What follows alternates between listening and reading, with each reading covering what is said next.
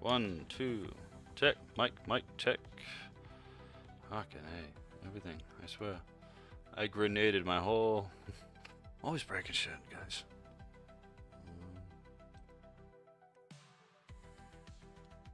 Yeah, I completely, just trying to change some stuff up this morning. As I know yesterday, the YouTube stream got a little, fucked up. I think a lot of that was because I was streaming to Facebook too yesterday, and I've done it before. It doesn't tend to like when I stream between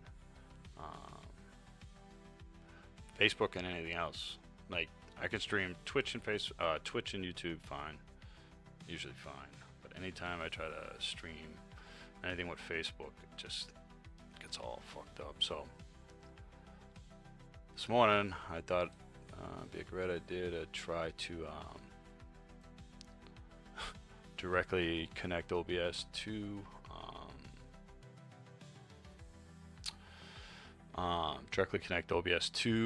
YouTube, and it totally grenaded all of my settings that I had set up before. So when I figured out that when I was trying to restreamer freaking server, and I had deleted all my settings and my tokens and passphrases like an idiot. Then when I went to get that all set back up and I went to stream, my CPU usage was going through the roof, and I thought my computer was going to explode. So I got it fixed now.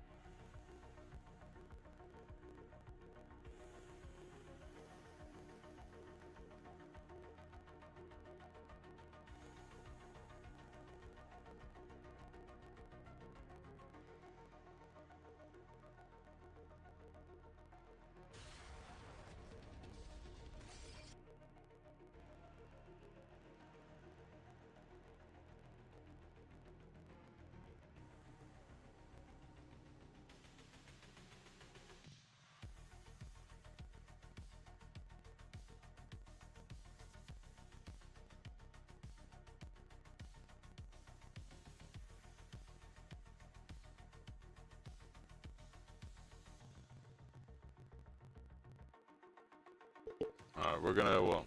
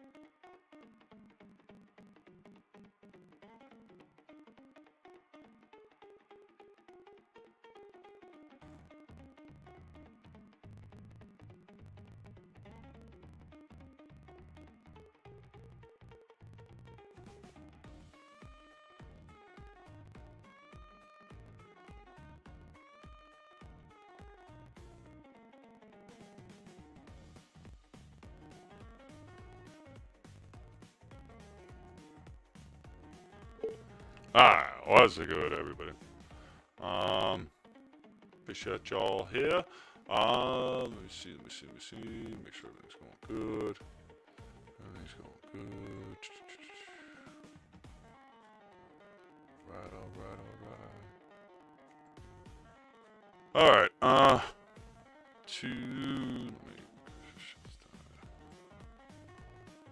Not the chat, dumbass.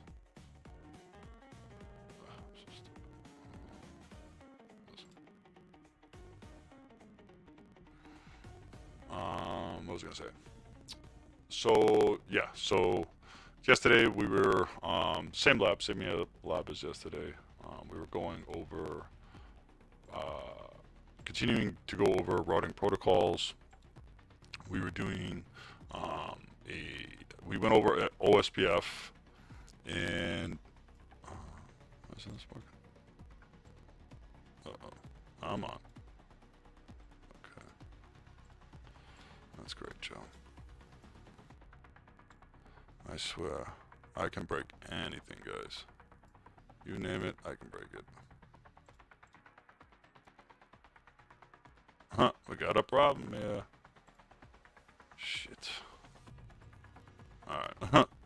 I don't know what's going on with that thing. That thing's not working. And just to add it to the number of other issues I gotta resolve today with my computer. But yesterday we were going, we were continuing covering routing protocols. Today we're going to continue. I did erase the, I really want to know why that's not working. That's so concerning right now. Because it was working fine.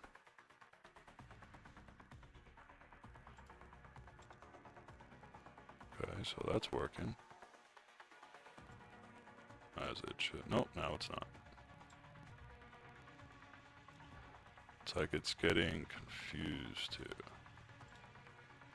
Alright, so we're going to leave that alone for today. We don't want that grenading our computer. So we'll just have to not do with that for now. So yeah, we were going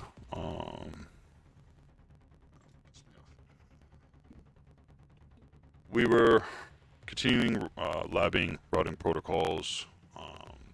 We had gone into OSPF, simple configuration. Then we had gotten into BGP. We decided to go to, configure BGP border gateway protocol. We configured it, but it didn't see anything really going on. Really didn't see. We were able to see some of the neighbor relationships, but other than that, like, there was no routing information or anything like that. Like, it wasn't updating the routing tables. And I looked at, I did a little bit more research after the stream. I was going to come back on the stream again, but the day turned into a long day, and so I decided just to call it a day. And, but I did do some more looking into BGP. We're going to briefly, we're going to go over Keith Baker, another YouTuber that's big into, Cisco networking, all that fun stuff that we'd like to drive ourselves crazy over about. But he's got a good video that we're going to take a look at. It's a BGP configuration on Cisco iOS. If you guys want to check it out yourselves, and go over and subscribe to Keith Baker, just like the other ones, David Bombal and what's his name there? Never remember the guy's name. Neil Anderson. Links are all in the description, so if you guys want to find their content and see what they're doing, go ahead and take a look over there. But yeah, we're gonna take a look at his BGP configuration, and we're going to see where I went wrong, because I watched this video already, and I understand, by watching his video, I understand where I messed up, and we're going to fix that today. We're going to go over, I did, before I shut off the lab, completely shut off the lab last night, I did go ahead and delete and remove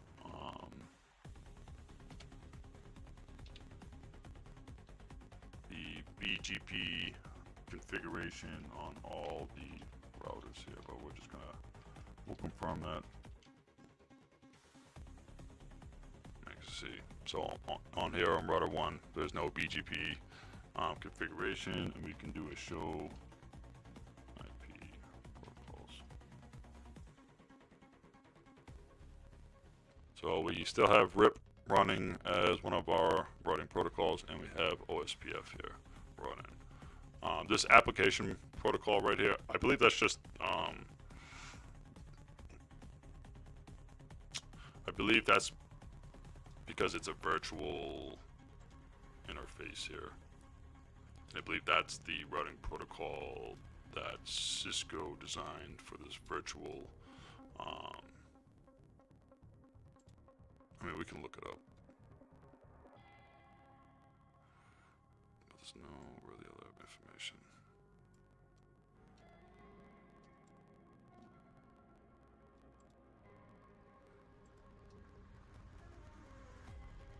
Hey guys, like that, like the thumbnail for this stream. Like some of your feedback on it if I'm going. You know, if this is the cool direction we're going with that. All right, so what is?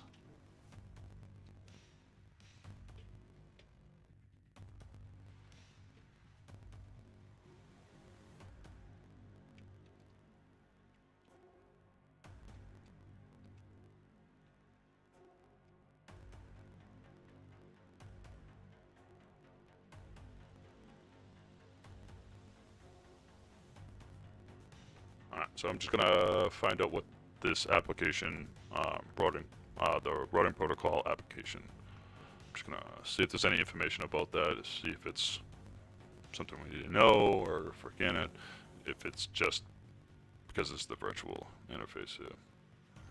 But as you can clearly see, no BGP or anything like that is running on here.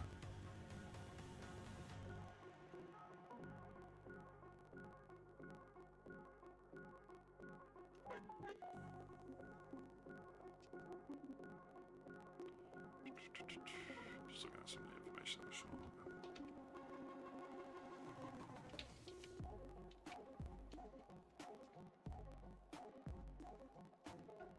RIP, OSPF, and application.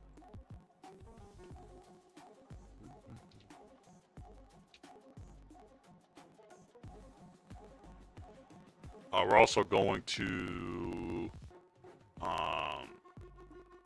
going to go and redo all of those loopback addresses because I really couldn't figure out why in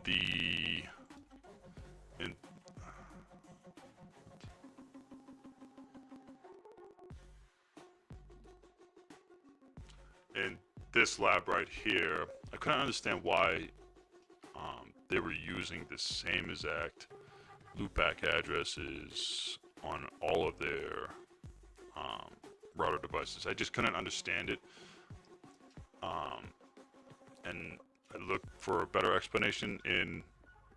We'll go over that too, but that's just one thing I did want to bring up is going to be changing the loopback addresses on all of them, and yeah. And then we're also probably going to remove the loopback network from OSPF2 from advertising that. So there's 201 right here.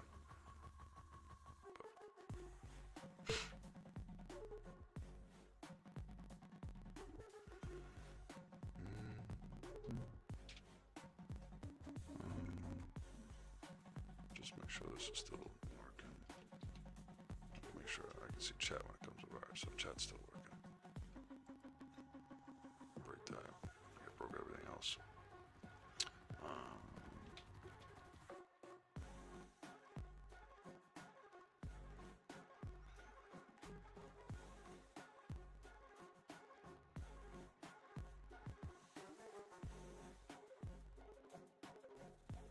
And mind you, none of these switches are on right now either, so there's not going to be any routing, dynamic routing information populating from RIP or OSPF or anything like that right now. Alright, so got some information back about the routing protocol application that you are seeing right here. Let me come here. So I was curious about this right here, so routing protocols application, what that means. And I got some information. In Cisco Modeling Lab, the IOSV router is a virtual instance of Cisco operating system, providing the comprehensive suite of protocols. Functionalities, this virtual router supports a wide range of routing protocols, enables to use in a simulated test environment, network scenarios efficiently. RIP. It's just going over some of the routing protocols.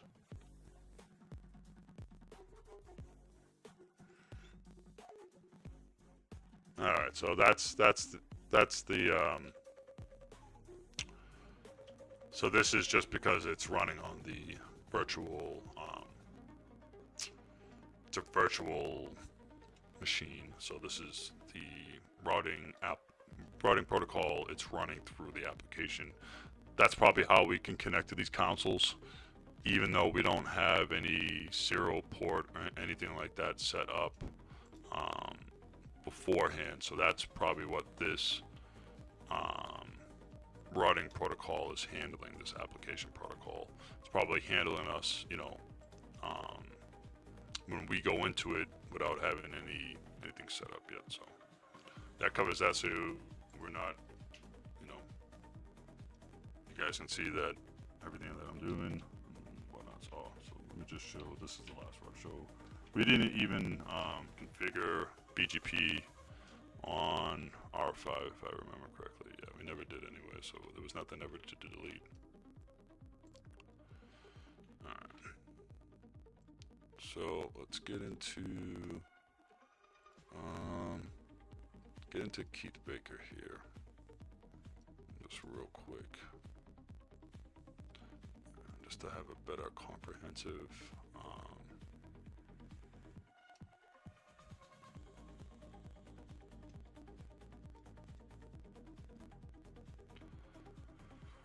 Alright, so we're just gonna take a quick gander. Oh yeah, this is Keith Baker's video, and he's going to be going over a very basic, but in my opinion, very comprehensive BGP configuration on Cisco IOSV. Take a look at that.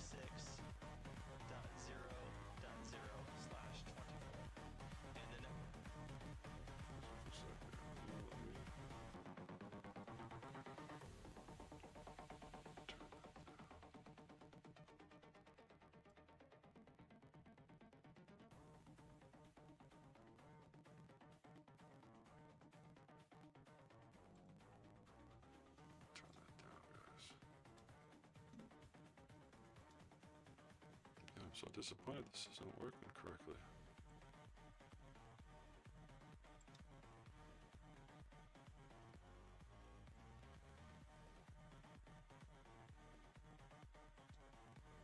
It does not want to draw over here for some reason. Is that? That's so fucked up. I don't understand why it's doing that. So weird. I don't have anything there, do I? No, it's like there's nothing there. I don't understand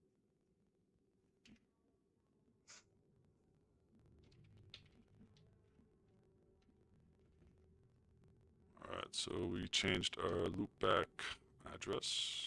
Very good. Very good. And now we're going to go into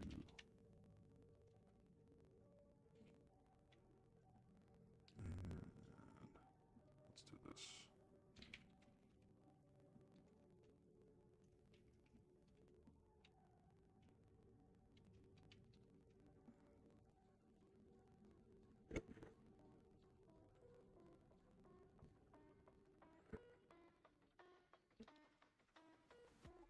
So we want to delete that right there.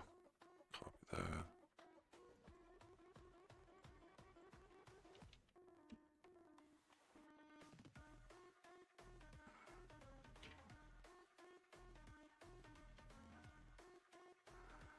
Okay, so we're not advertising that no more.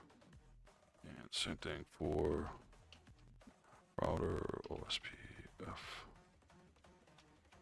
71. And let's do it to show run.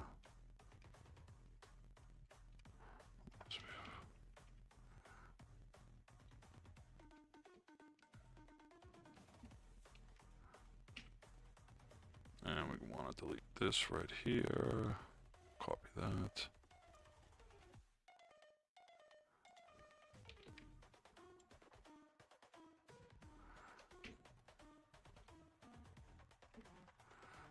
Okay, so we got those two deleted now. Router ID. And we're only advertising for those two. Same thing with RIP. Same thing with RIP. Same thing with RIP. Yep, yep, yep. Okay. Very good. So we'll use autonomous system 3 over here and AS89 over here. Those will be our autonomous system numbers. Oh, that's what they want to do. The interface. So we come here, router. Actually, let's just let's exit from there. Let's just do right on that. Save that configuration. And so we're gonna go router, BGP, and as you can see the autonomous system numbers right here. And what do we look up? We looked up out of the way. As you can see here. So the how the autonomous system number ranges work. So you have this is your 16-bit private. So you got from 64.512 to 65.535 for private, pretty much private internal stuff. Then you have a 32-bit one. These autonomous system numbers help border gateway protocols, border protocols, or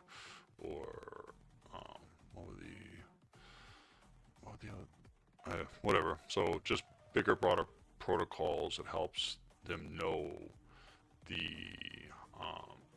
geological topology when routing. The geological topology, because that's how these autonomous system numbers are assigned. They're assigned to the IEEE. Again, they're assigned in a manner to assist routers understand geological topologies. There you go. So,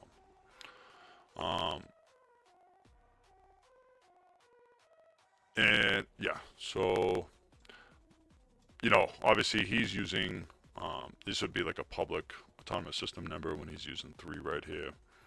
That's why I was using the a different convention to do it. I'm gonna continue with that convention, just to keep going the way I was going, I guess. So we're gonna say, hold on one sec, be right back.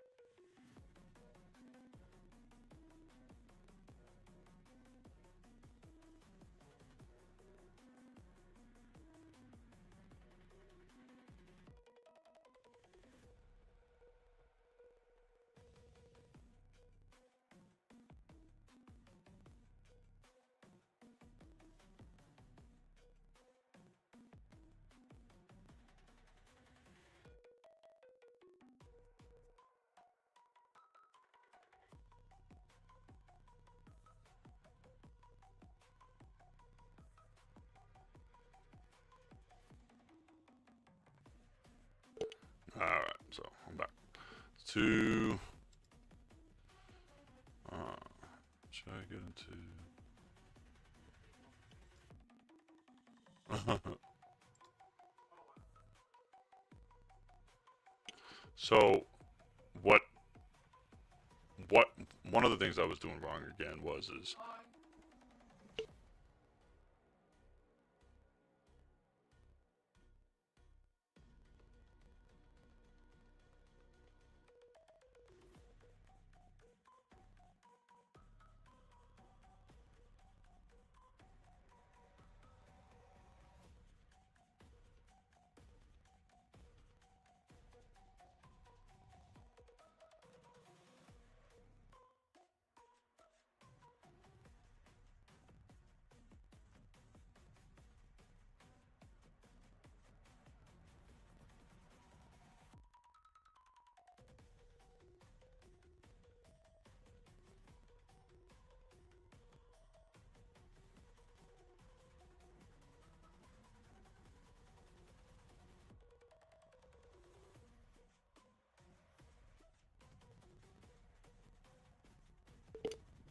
alright, so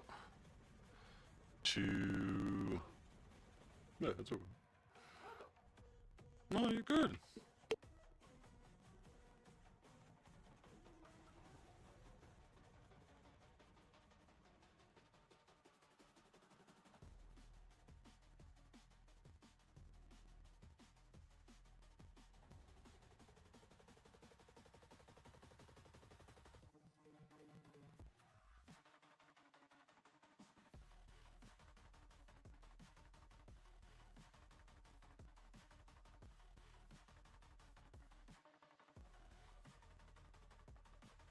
Alright. So what again to just recap, one of the biggest things I was doing wrong was I was configuring all of these into the same autonomous zone, which is 100% feasible and stuff, but it wasn't going for the effect that I was going for, which, yeah, each one of these I wanted to be, you know, their own autonomous thing. And, you know, we'll go over to see how that looks like in the routing tables and whatnot. But just to go back to the autonomous system numbering convention, I'm going to keep it very, very simply. That way, so 65501. Just to keep everything, we'll go 02, 03, 04, 05. Alright, so that pretty much is the start of the BGP configuration there. So router BGP3, and we'll simply say neighbor, and this can be 192.168.68.8. That's the IP address of R8 of his serial interface, and we'll say that device is in the remote AS of 89 because it is. At the same time, we can set up our neighbor for 5.5.5.5 remote AS 3. There we go. We've got our two neighbor statements in tow. And the difference is that because we are in AS3, anybody who's not in our AS, like this guy right here, would be considered an external BGP neighbor. Anybody in the same AS would be considered an internal BGP neighbor. Now that we've configured that, let's do it. And one of the other things that was important that again I was looking into why loopback addresses are used. I mean, why do we use a loopback address? And the reasoning, the idea behind configuring loopback address and using that in routes and stuff like that. You'll see how he gets into this. Well, he doesn't really cover why the actual use case for loopback addresses. He just shows you how to set it up. We'll cover that. I believe it was a David Bombal video that I had watched earlier. And the reasoning for the loopback addressing, it's a what was the terminology he used? Pretty much, it's a interface that will never go down. because it's internal. It's an internal interface. There you go. So internal interface. I believe that's the terminology used. The external interfaces, so say for instance like your Ethernet 0-0, so just like how we have in our lab, we have, you know, Ethernet 0-1, Ethernet 0-0. These interfaces can go down, you know, via administratively, or, you know, somebody disconnects something, something gets cut, damaged, or whatnot. The loopback interfaces are internal. Obviously we can shut those down administratively, but there will never be a use case where something will disconnect or something will, you know, sever the connection between. That loopback interface will always be up. It'll always be there. And what it does is it builds redundancy, and the redundancy is built through, say if we lose an interface, we could still possibly have another interface on it. So by using the loopback address, what the concept and the idea is the routing tables will still be able to route via that loopback address. And he's going to cover on how to link IP addresses with loopback addresses and stuff like that, so they can build a neighboring relationship. But possibly, if that interface was to go down, the routing table on whatever router would still have an idea of how to reach that possible next hop via that loopback address, and could possibly take a different route, maybe on a different interface or something like that, to reach the destination IP there. So in our lab, we're going to set up our neighboring relationships via loopback. And that's how we're going to do it. Do show, let me get my mouse in the right place. Let's do a do show IP BGP summary and see what we have. So it shows us that for the neighbor R8 that he has set up, that we have prefixes on the far right hand side that we received, which is great news. And we have a little bit of a problem with R5. Now the problem with R5 is we've done the three-way handshake for the TCP, but because R5 isn't configured at all, he's not responding to us with BGP. So we're active, meaning we're actively trying to get a BGP connection going with that device. Let's go configure BGP on R5. So on R5, we'll go ahead and do a router BGP3, same autonomous system as R6, neighbor 6666, and we'll say he's in remote AS3. I'll put remote -AS because that's the syntax 3. Now one of the things we'd want to verify is, do we have layer 3 connectivity to this guy? So we can do a do ping of 6666, source it from loopback 0, just to verify that we've got connectivity. So that looks good. And if we do a show IP BGP summary, you'll notice that R5 thinks he's in an active state, meaning actively trying to set up BGP with R5. So let's take a look at the first common problem, and that's this. When we use our loopback interfaces, which we already verified are reachable between R5 and R6, by default, they're sourcing those BGP sessions from those interfaces right here, which is the 1056 network interfaces. R5 is looking for a peer who has the source IP address of 666, not 1056.06.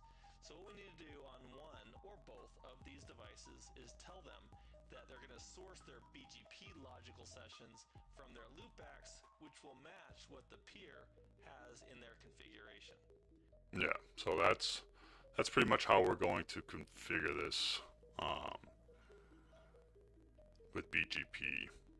Let me go ahead and delete that crap right there. Close this down for now.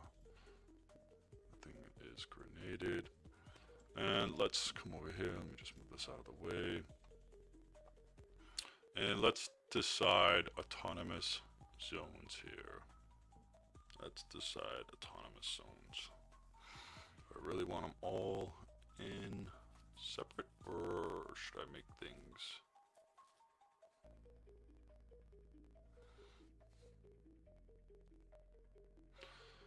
So what we're gonna do is we'll come here.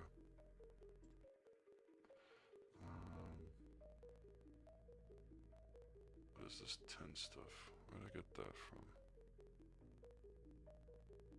That must have been old.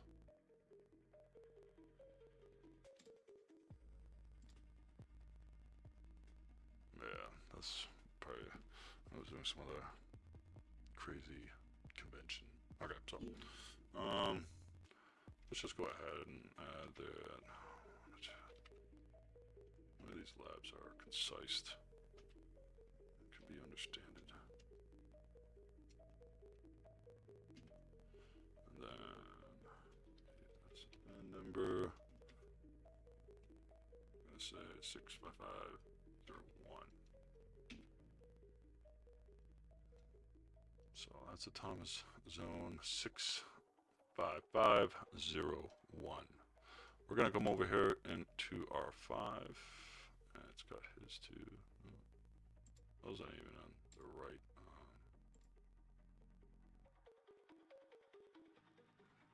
R5 has a 4 net and a 10 net, and we're gonna connect the ASN2 to that. So that's that. And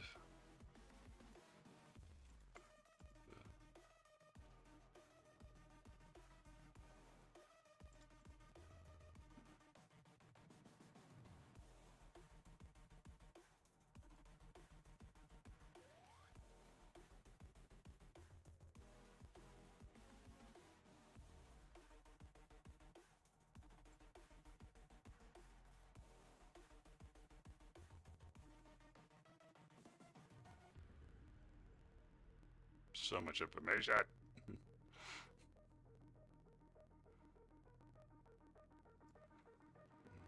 Come back here.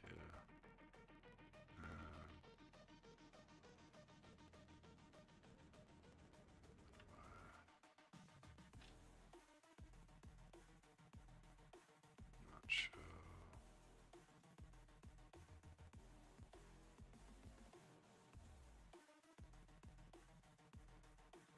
Alright, that's fine. Whatever. I'm gonna move this back. Alright, didn't break it all.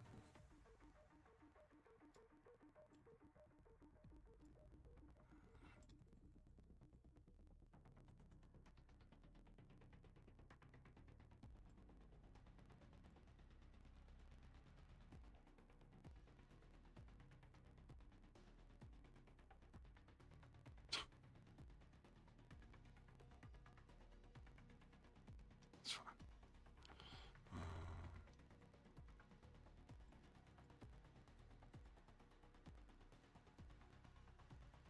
Alright, so that's that. What do you do? You don't have any tabs. Why don't you have any tabs? Oh, that's the switch. This one also has a 2, 3, and then we're also going to assign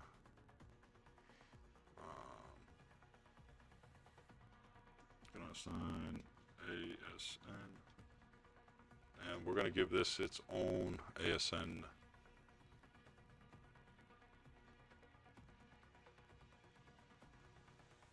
Where is it?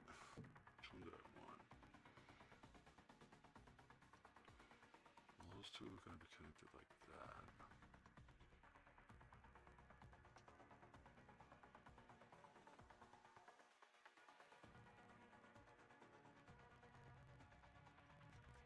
We'll say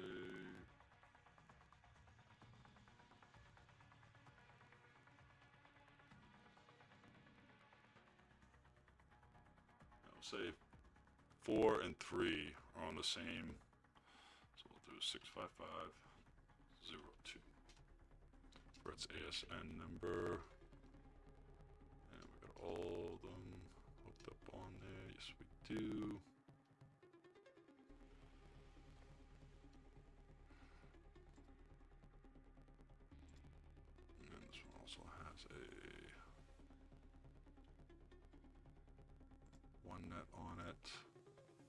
And this one's gonna have its own ASN number, so ASN 65503.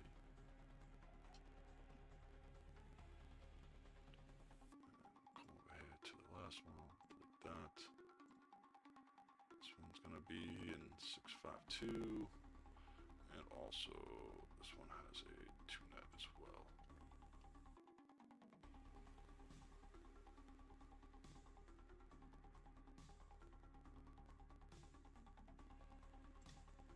And that corrects all that.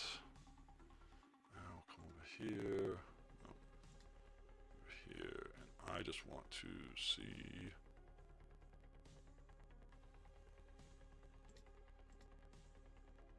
ASNs.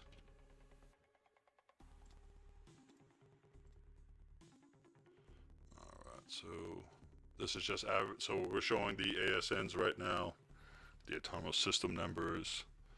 So these are on their own autonomous system, and then these are going to be in their own autonomous system. And then R2 over here is going to be in its own autonomous system here. Cool.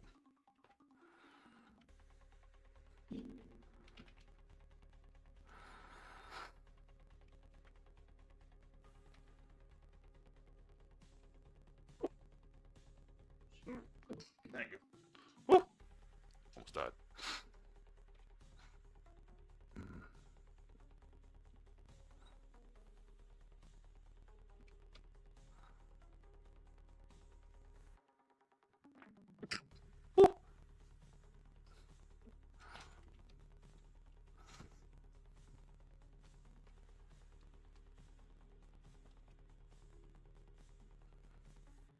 So that's all that we have.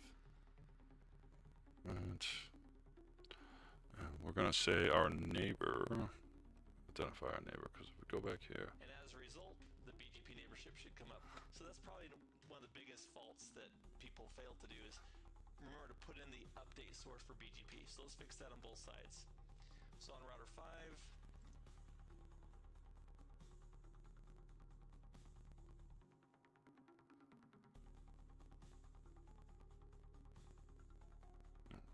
So neighbors, and that's really all we have to do. Alright, easy enough. Easy enough.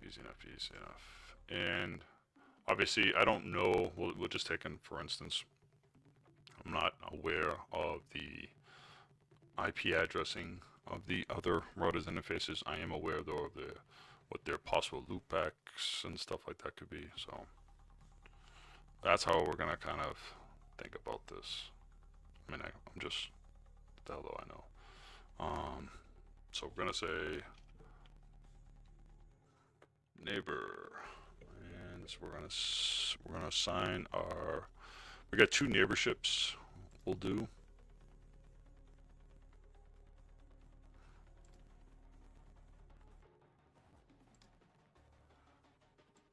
That's so funny. It won't right over there.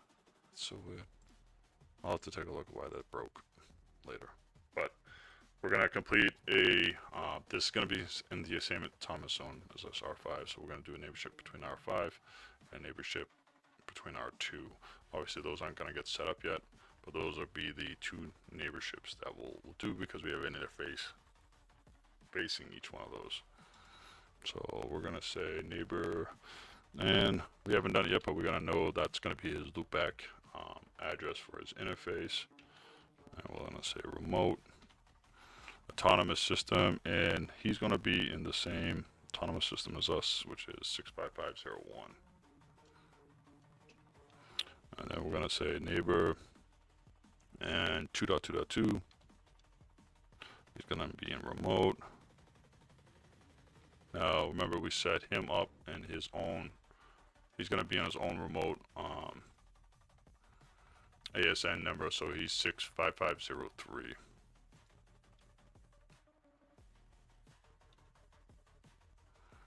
Okay.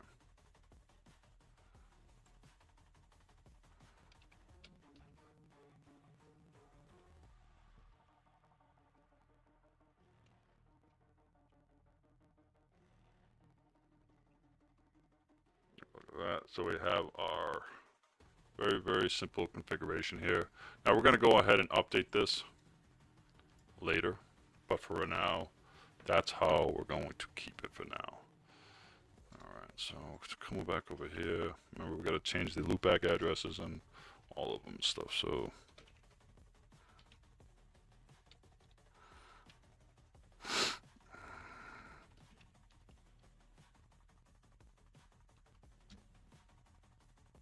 I'll switch to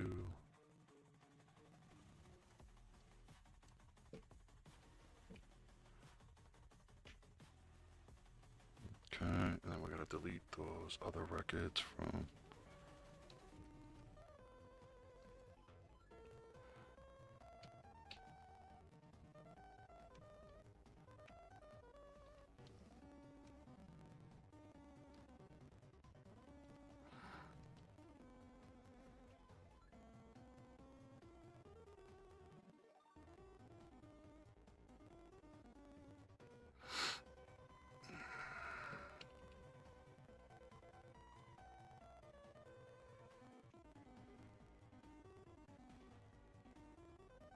perfect, that's deleted.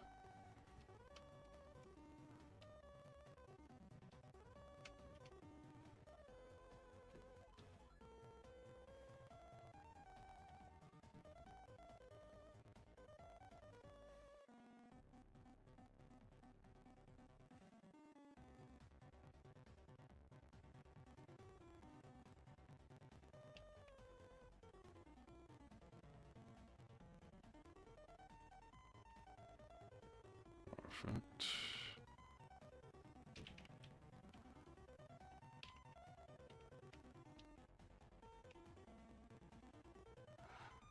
We have our back, good. So we're gonna go into BGP here.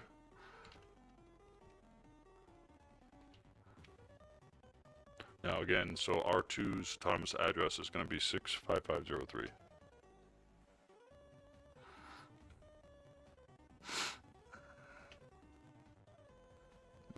We'll do a neighbor.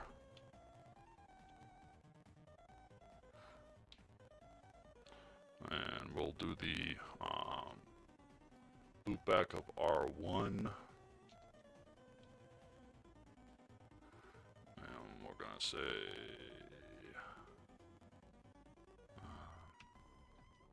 remote AS, and that is 65501. I believe.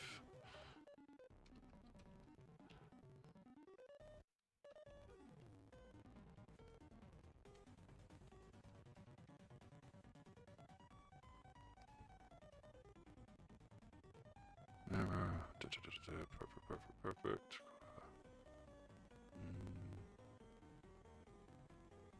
Not 3.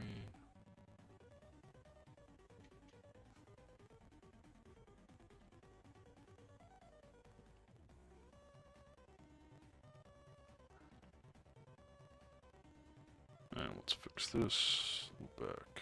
So we're gonna say 3.3.3.3.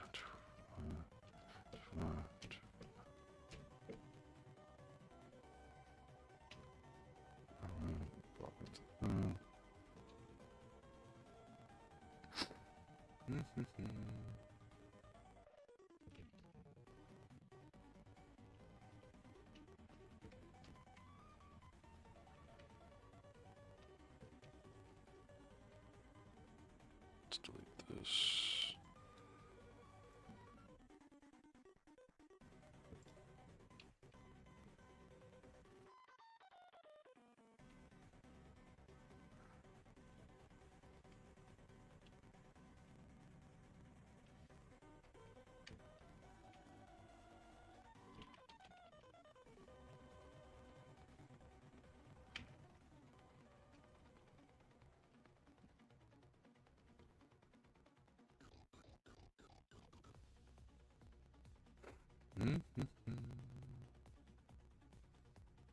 Let's delete this.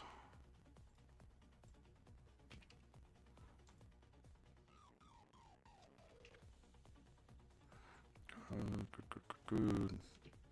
And now let's get into BGP. And this router 3 is autonomous system. Let's make sure, double check. Autonomous system number 65502. So 65502. And we're going to have a neighbor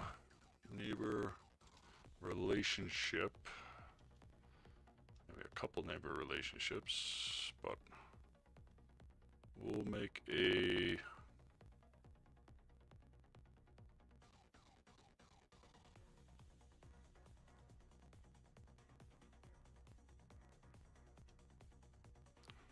we got a couple neighbors. So we got 2.2.2 remote and 2.2.2 R2 is on 65503.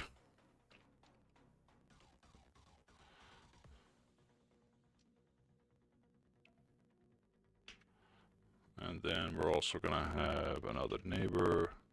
That's going to be 4.4.4. And they're going to be in the same one as us. The same autonomous system as R3. So 4 and 3 are going to be the same autonomous system. And that's number 65502.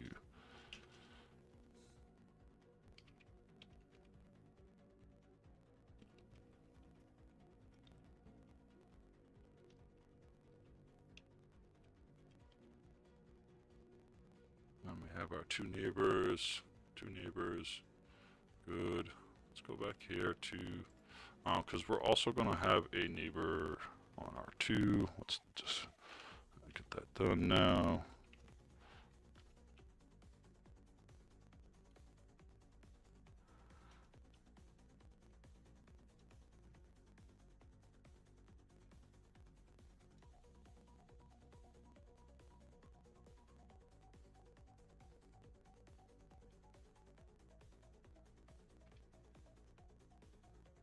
Red steady, so yeah. I was being weird for a second.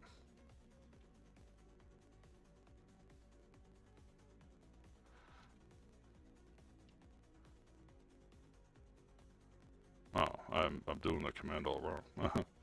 Dumbass. So 4, right? Or so this is R2.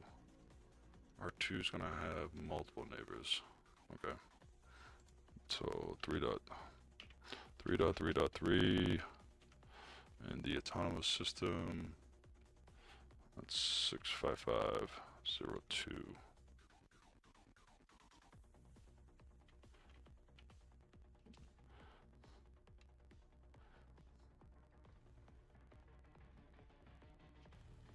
And then we're also going to have 4.4.4, that same autonomous system.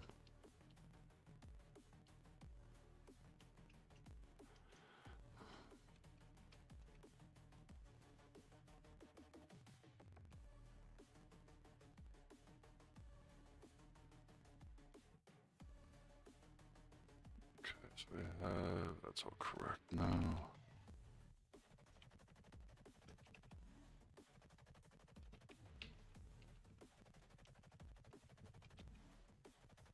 It's all correct. Let's go back here real quick.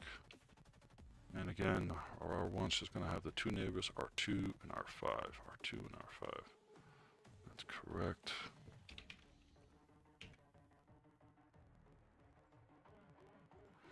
R3 is going to have two neighbors, R4 and R2.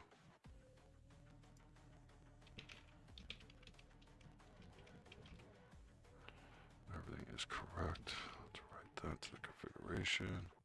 Let's come here to R4 finally.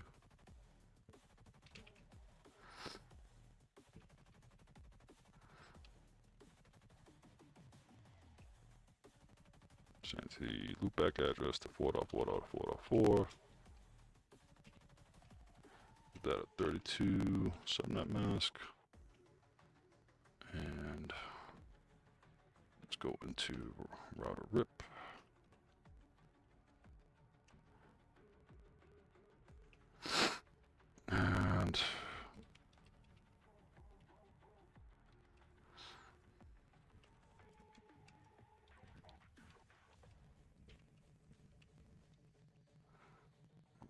this network.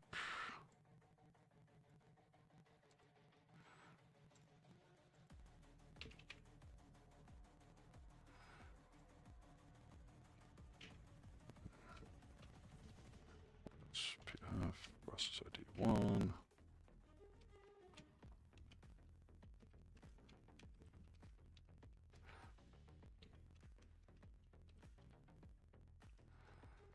Delete the.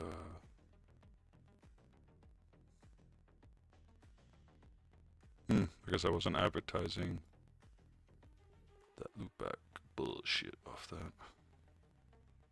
Just fine. Alright, so we're gonna log into BGP now. So BGP, and again, the autonomous system for 4 is 65002.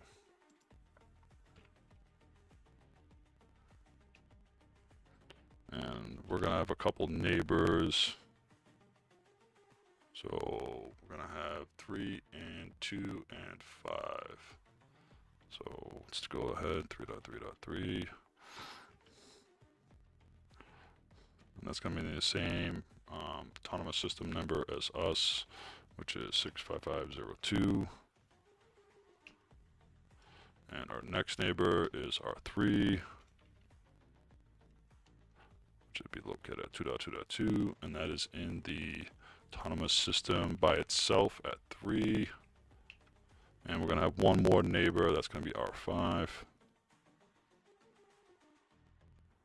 5.5.5.5. And they're gonna be in the autonomous system number area 1.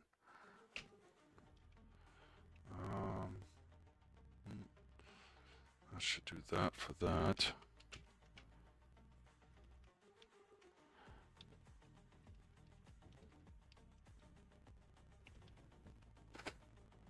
We have all that correct.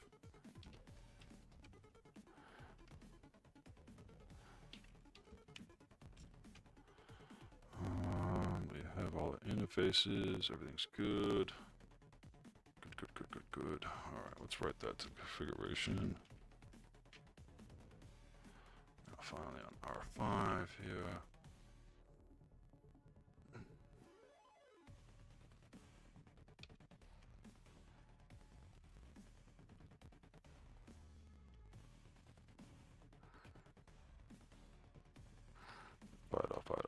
Five, 2 for 5, 2 for 5, 2 for 5, 2 for 5.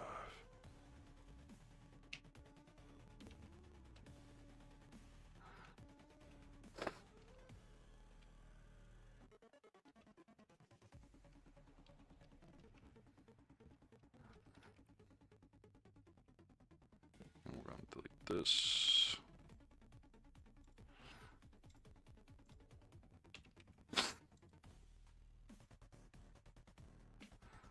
Let's go into OSPF now.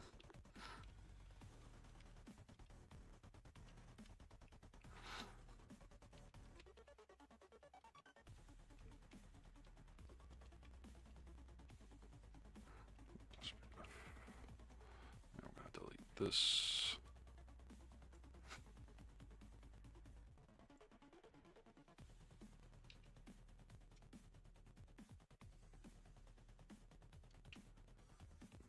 So, I'm gonna destroy this mic one of these days by accident. Good, that's good. We're only advertising what we need to advertise. Perfect. Perfect.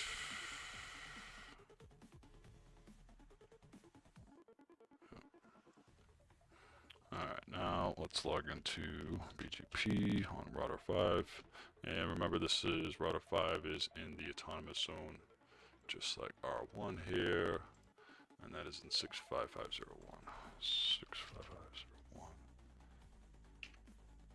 And our neighbor, so we're gonna have router 1, and that's gonna be located in the same autonomous system number as us, and that's 65501. And then we're gonna have R4 as our last neighbor. And that's going to be located in 655.02.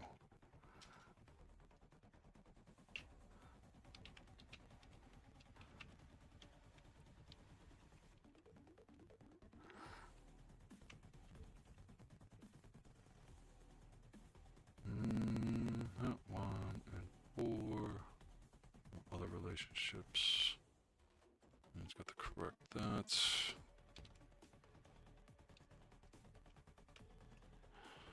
And everything's up, up, up, up, up. Okay, let's write that configuration now. Alright, so currently, just exit that. So if we look at our routing tables currently, we don't have anything OSPF, RIP, or BGP currently populating any information here. We still have the switches off here, so we're going to turn the switches off, and then we're going to take a look. But everything else looks correct now. Everything else looks good. Good, good, good, good, good. And then we'll do a show IP protocols. And we'll take a look at what we got going on. Protocols. So we've already went over the application. We have OSPF. Let me just bring this up so you guys can see this.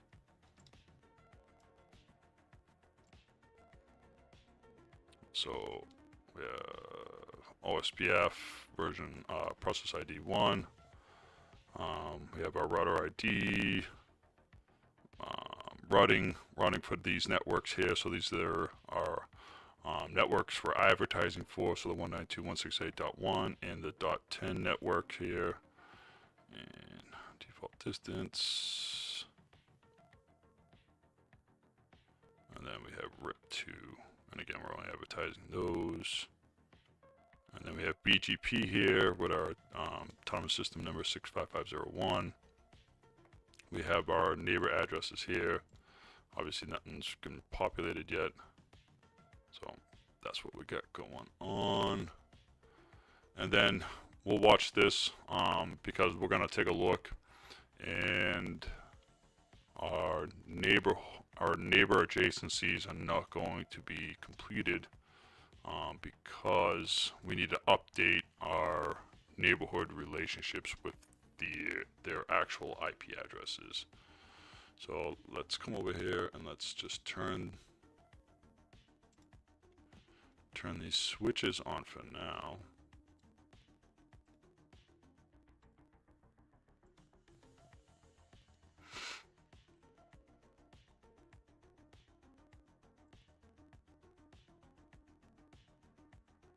We're gonna start seeing some stuff come up here.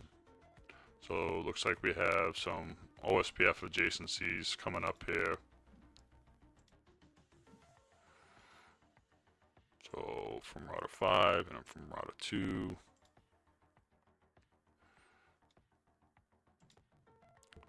So if we show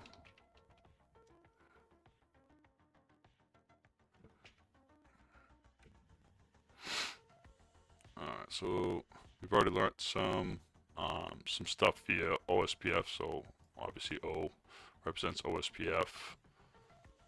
We have some knowledge about some of the other networks that are living around here. So we have the 2, the 3, and the 4 net. It's telling us they're via their hops, the metrics, the cost. This is some load balance in here. So to get to the 192.168.3 network, OSPF has determined that there are two available routes to get there via Ethernet 0-1 and Ethernet 0-0 via these IP addresses here. But again, we're not seeing any BGP information come up, and because I believe because we haven't completed our neighboring adjacencies, and we can see that by its do show.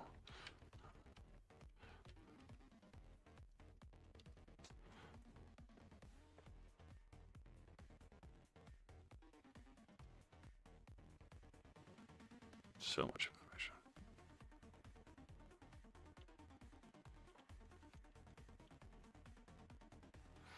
Alright, so get my stuff out of the way. So BGP neighbor is 2.2.2 remote autonomous system 65503 external link. Cool. BGP version, router ID doesn't have any of that yet. Alright.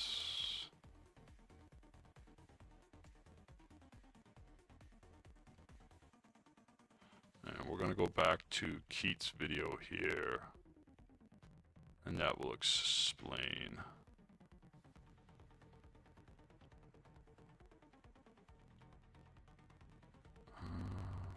What does that say? 2.2.2, does it have 5 in here? Oh, it does have 5. And it does say internal link too. Since it knows our autonomous system number, it recognizes that 5 is an internal system. Address tracking is enabled. Alright, so we're going to come here and continue with his video here. Go into router BGP3, and we'll go to our neighbor statement. I'm just going to say update source loopback 0. Just like that. I'm going to do the same command on R6. What was the... It was the summary, right? IGP. Yeah, so let's run the summary command.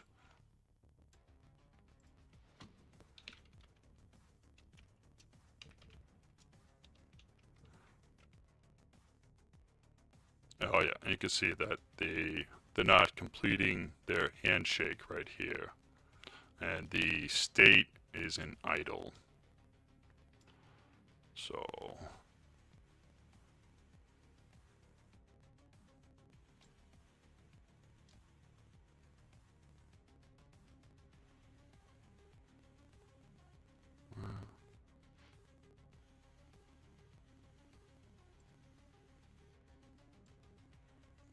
So there's my neighbor. I'm going to say update source loopback 0. And now I'm saying the updates from the appropriate interface, and there the neighborship is coming up. Okay. In reality, So that's what we're going to configure next in our routers. Right.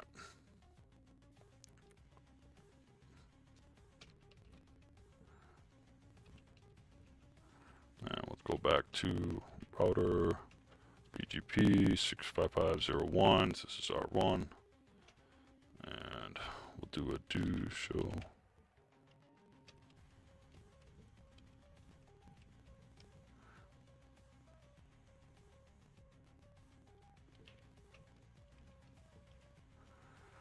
And we're going to update our 2 neighbors to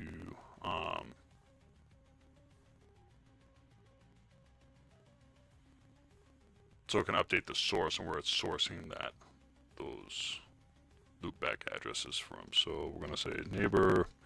We'll start off with 2.2.2, 2.2.2.2. We'll do update source. Let's take a look. Yeah, we have update source. And we're going to identify as loopback 0.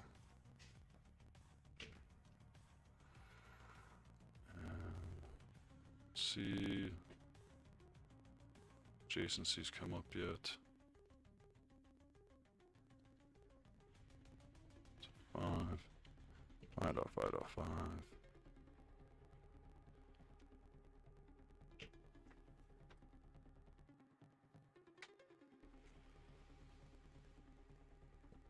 Let's go over to 5. And we're gonna say neighbor 1.1.1.1 update source, and we're gonna say loopback 0.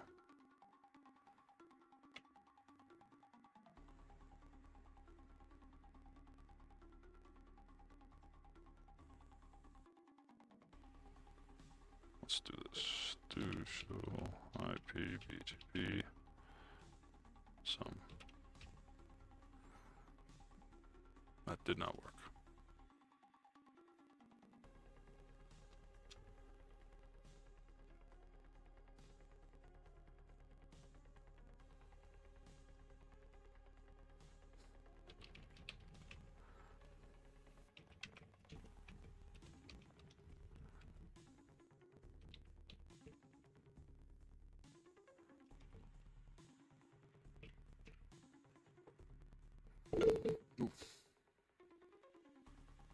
Break my microphone.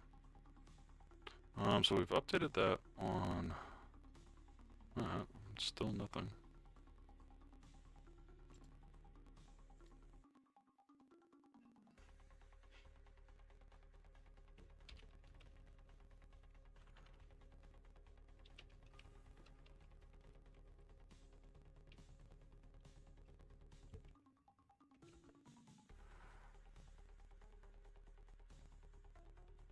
That's correct. That's correct.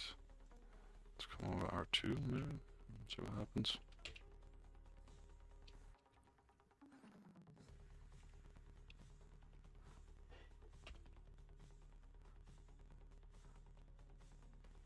R2 is in its own thing. Dude.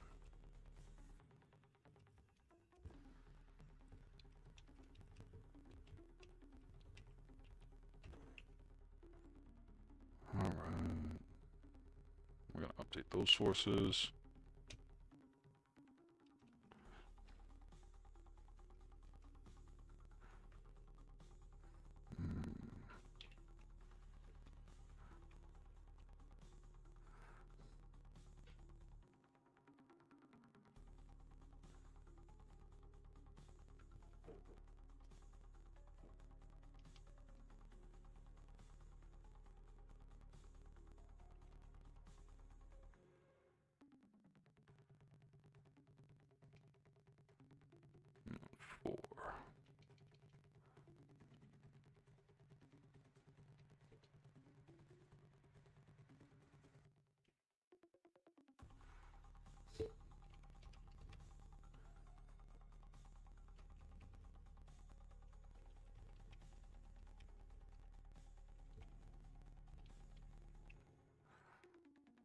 Everything is Gucci. Yeah, because those two are the same. That's in that one.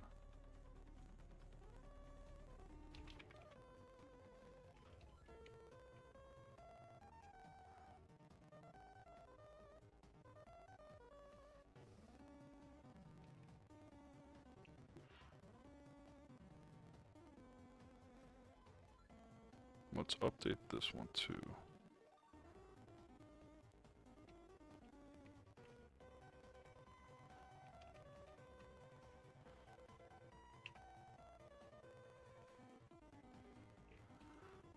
Very good.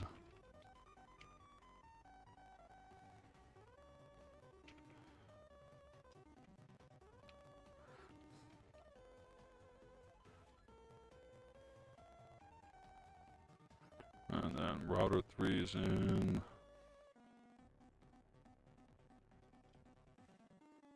Six 5002.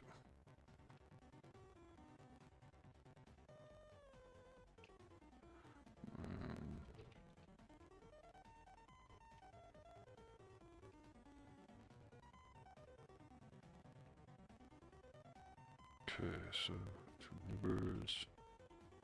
Neighbor 2.2.2.2.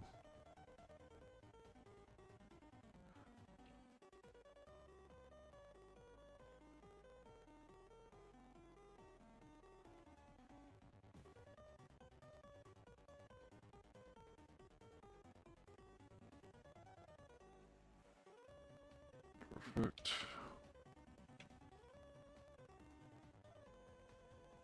Fourth, last one.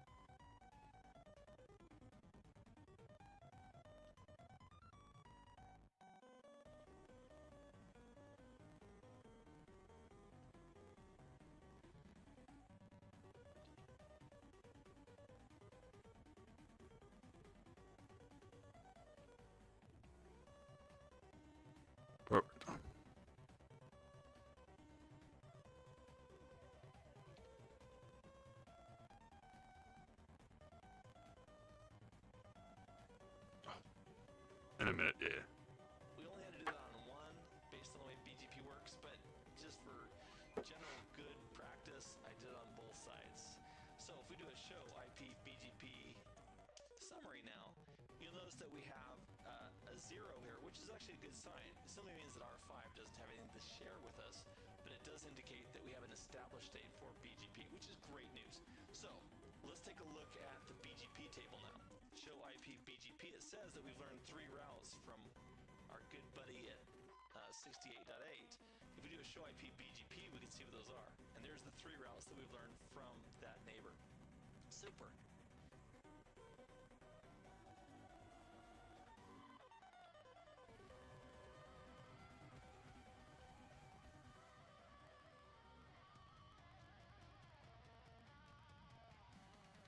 And still nothing.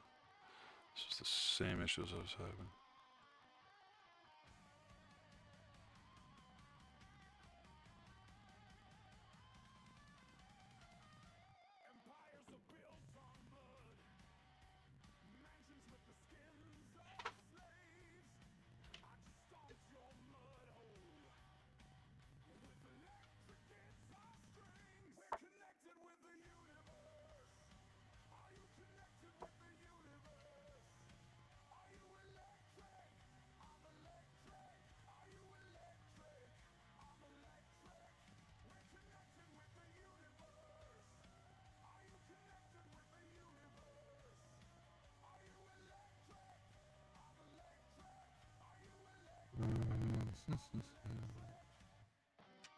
BGP is not working.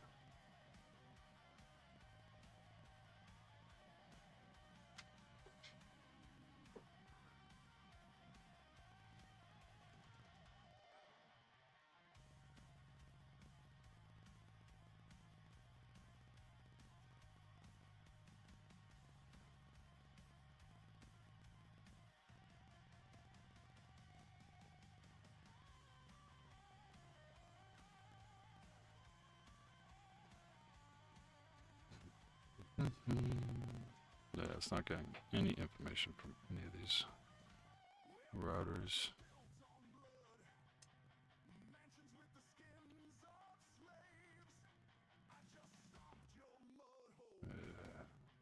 How do you go?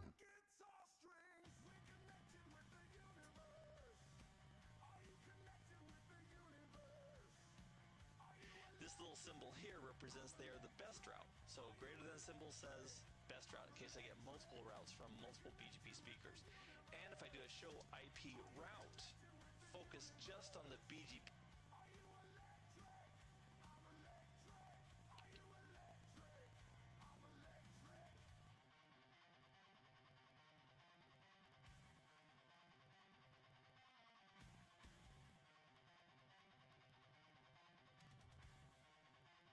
Routes in the routing table, it's going to show me that those BGP routes from the BGP table are also in the routing table. Great news. Let's go make a road trip down to R5 and see if we fared so well down there. We should be getting those same routes from R6 advertised to R5. Let's go see if they're there. So down on R5, we'll do a show IP. Let's get out of this. We'll do a show IP BGP. And there's the routes, but notice we're missing the little greater than symbol. The greater than symbol that indicates this is the best route. If it's not... How am I fucking up with this?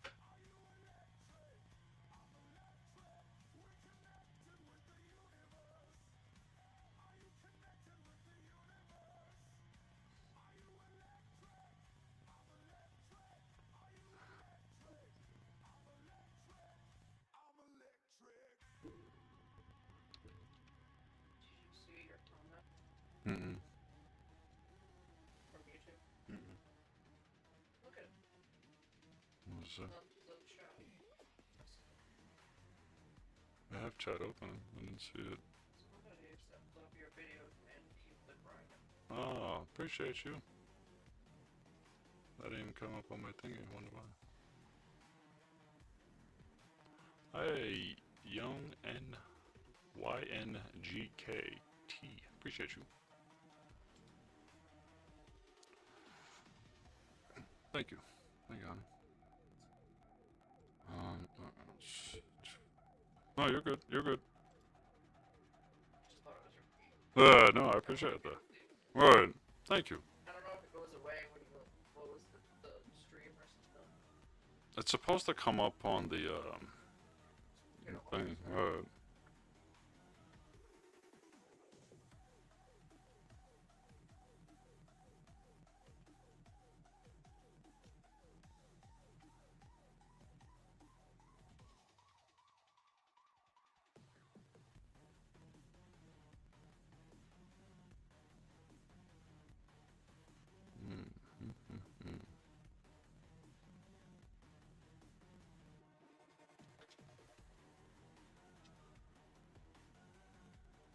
It's not even attempting to do.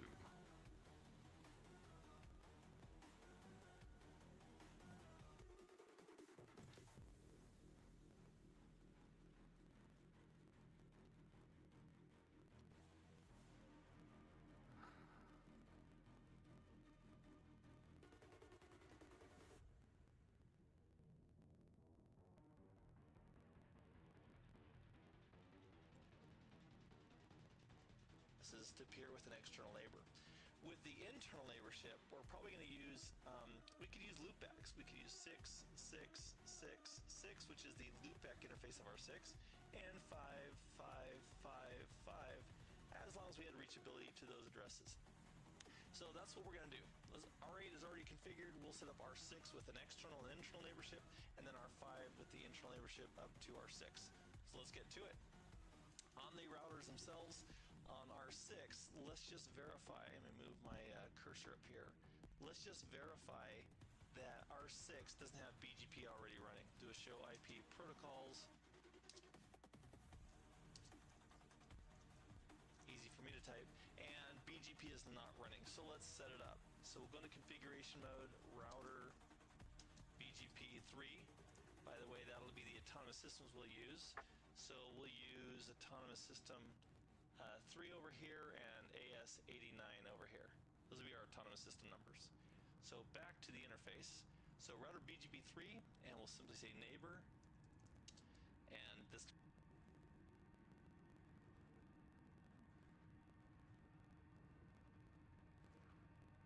Let's see where I'm messing up.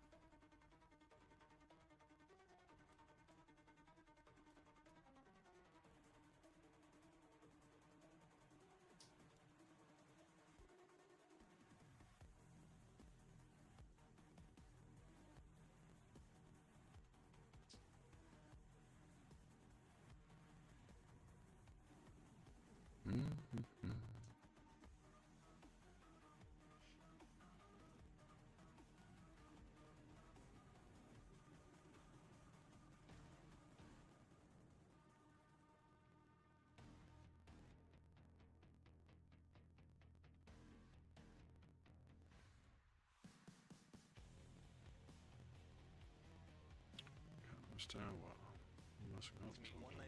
192.168.68.8. That's the IP address of R8 of his serial interface.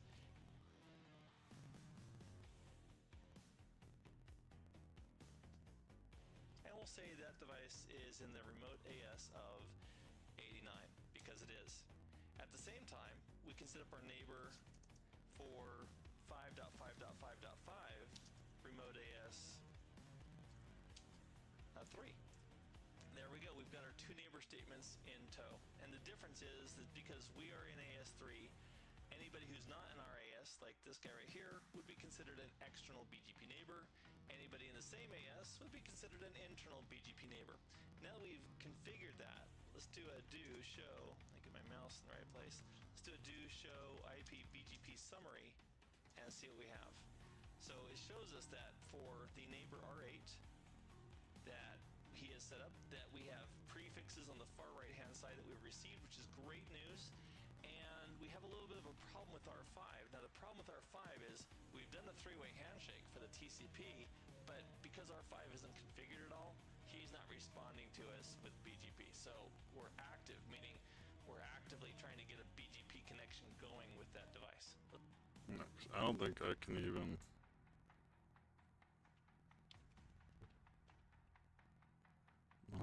That's my closest neighbor 5, right?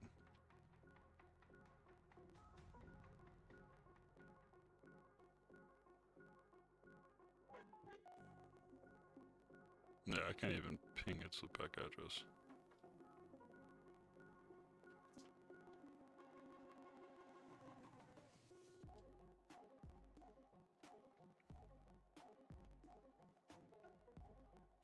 Let's go configure BGP on R5.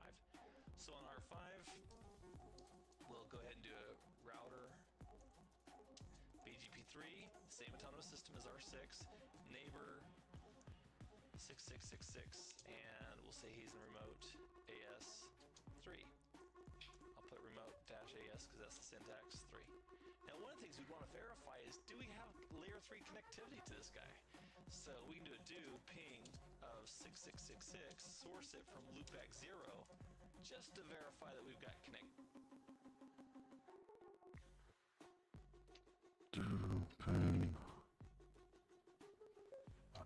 5 source.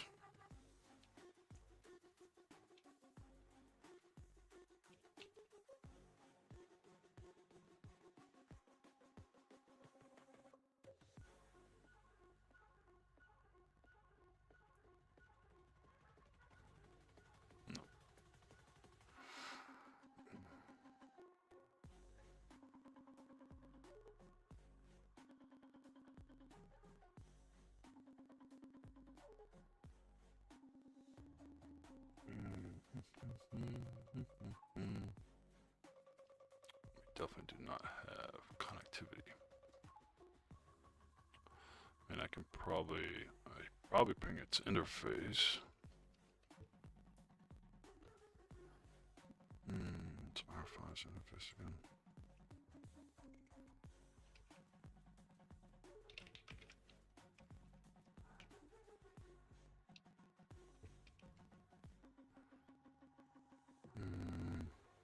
It's gonna be 10.2.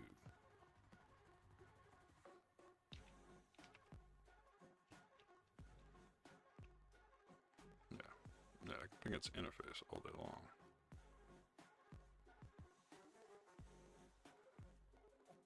Activity. So that looks good. And if we do a show IP BGP summary, you'll notice that R5 thinks he's in an active state, meaning active.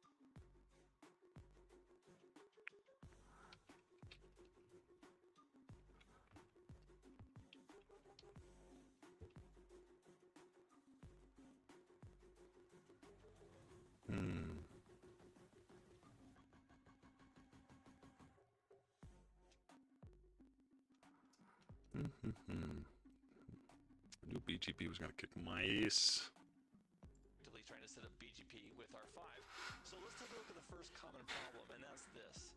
When we use our loopback interfaces, which we already verified are reachable between R5 and R6, by default, they're sourcing those BGP sessions from those interfaces right here, which is the 1056 network interfaces. R5 is looking for a peer who has the source IP address of 666, not 1056.06. So what we need to do on one or both of these devices is tell them that they're going to source their BGP logical sessions from their loopbacks, which will match what the peer has in their configuration. And as a result, the BGP neighborship should...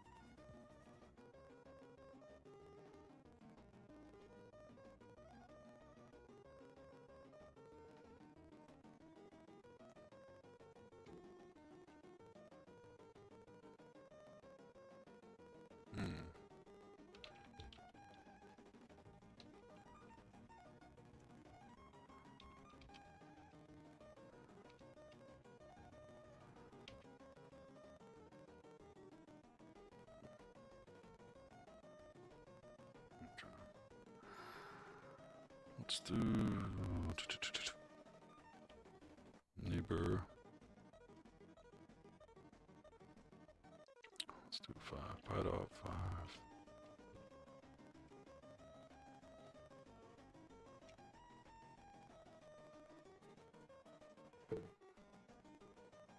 Routing update.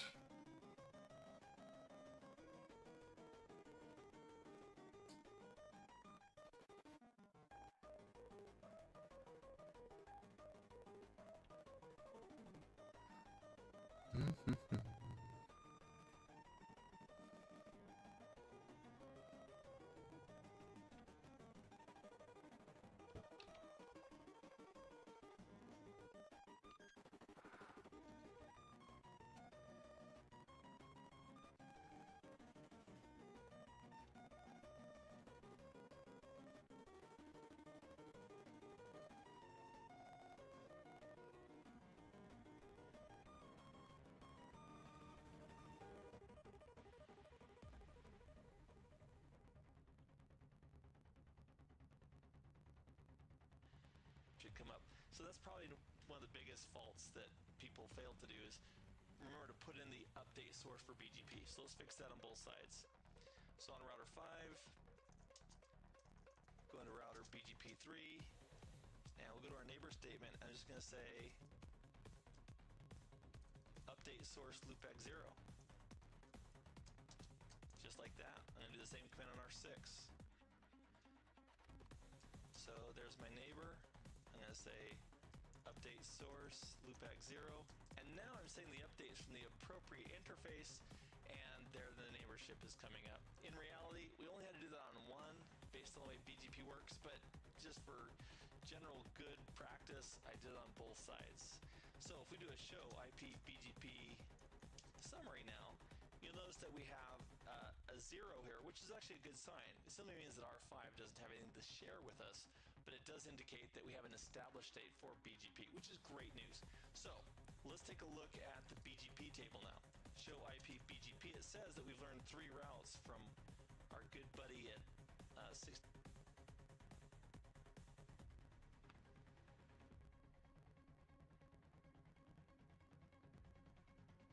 We're gonna say Ethernet.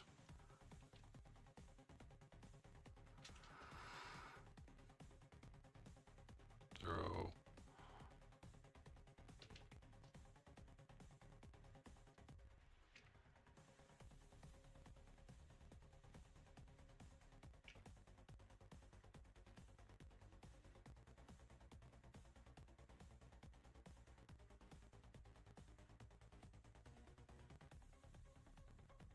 Not totally deleted that.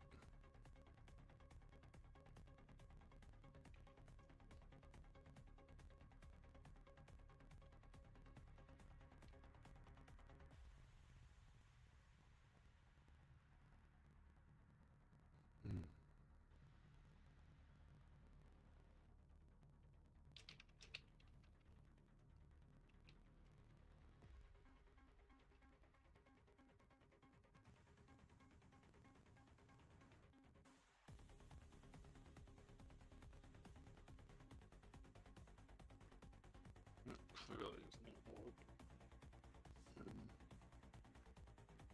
68.8. If we do a show IP BGP, we can see what those are. And there's the 3 routes that we've learned from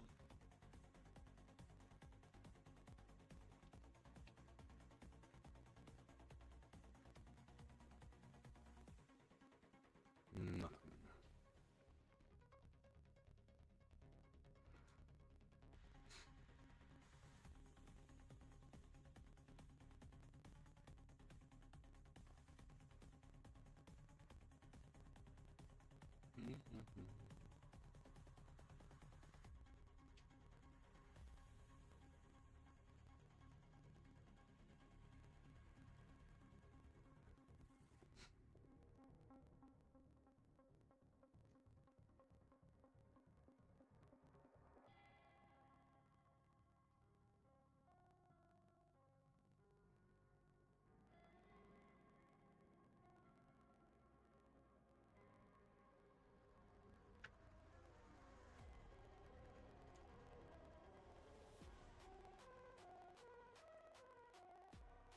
Where I'm going wrong with this.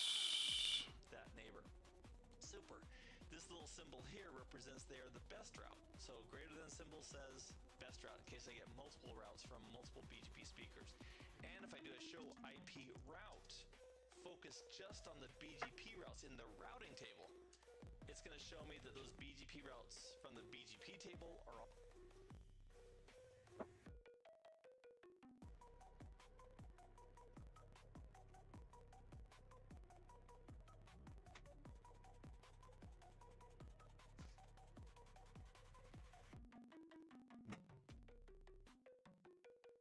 very interesting.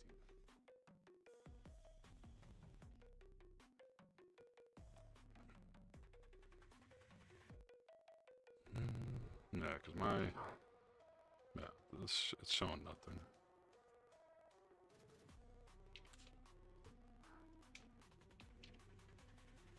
I see.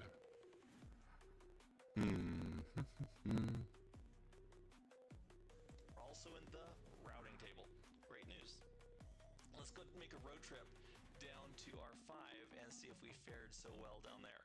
We should be getting those same routes from R6 advertised to R5. Let's go see if they're there. So down on R5, do a show IP.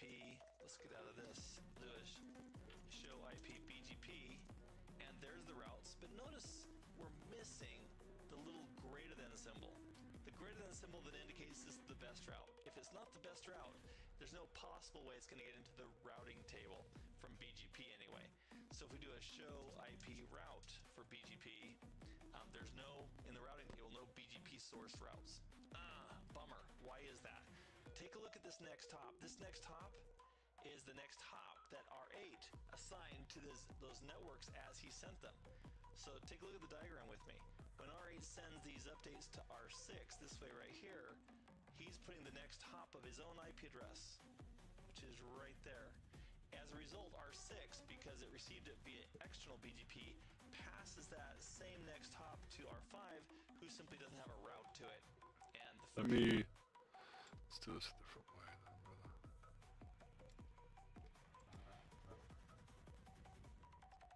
Let's do this a different way. So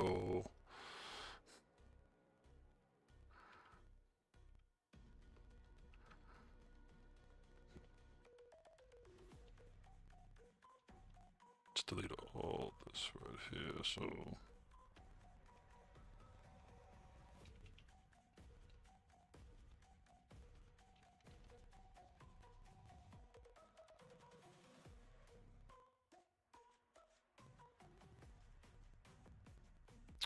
you know what I want to do? I want to bring down all of these links real quick.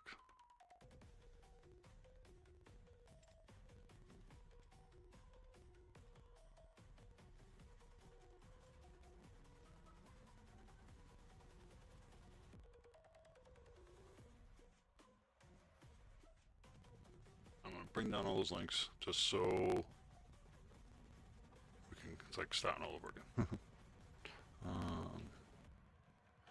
Remote.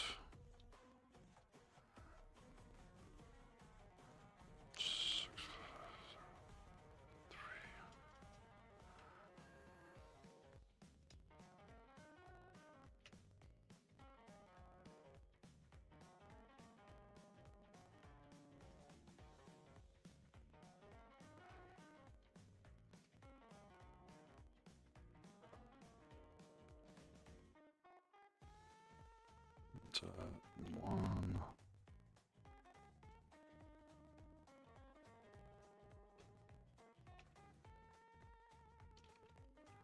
Save that. We're going to go ahead and just delete all these in here.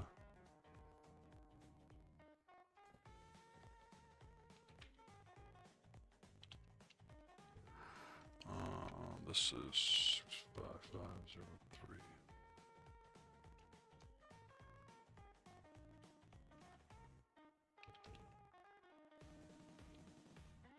Two.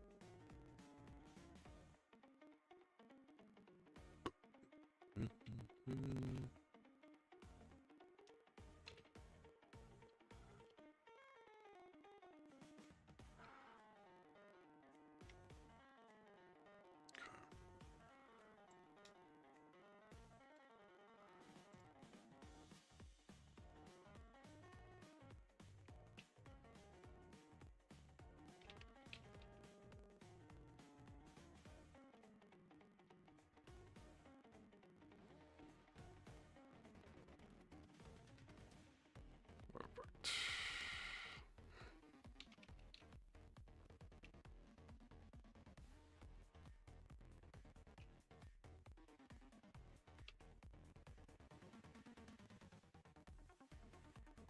And R3 is in 65502.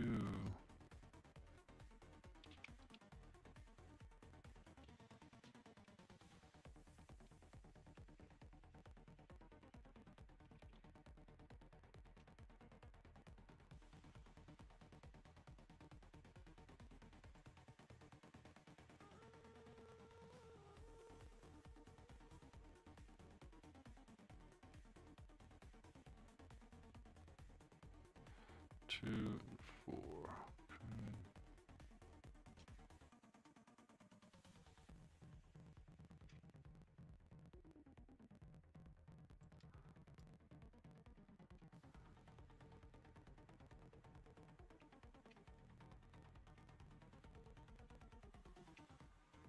Perfect.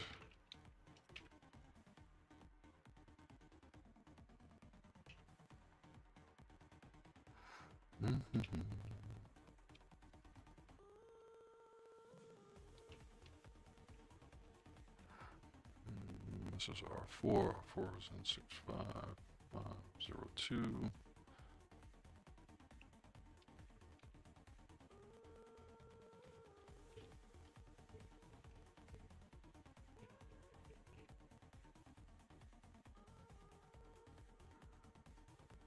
So we need to delete 2, 3.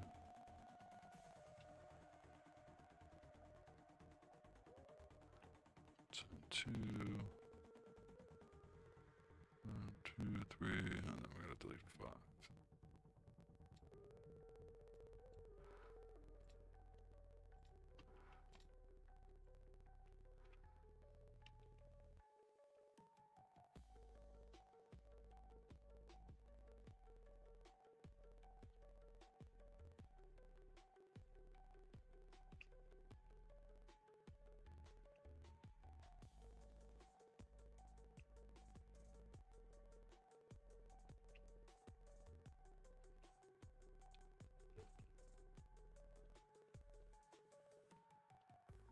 It's back in the original one.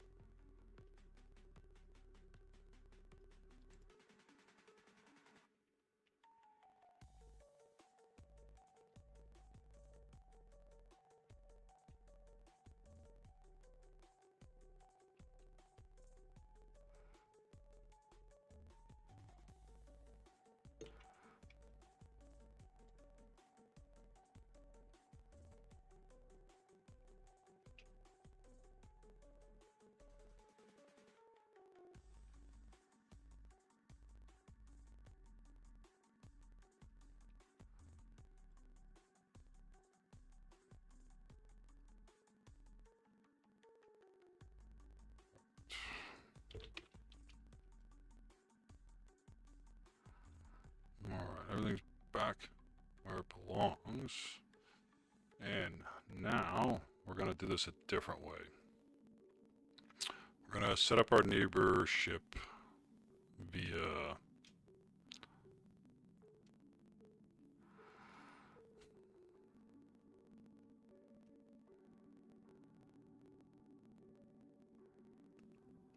IP address. And then we're going to advertise our loopback address as our network.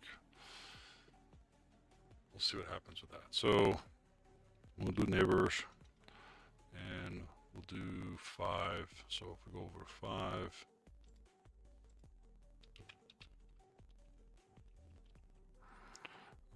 that's 10.2.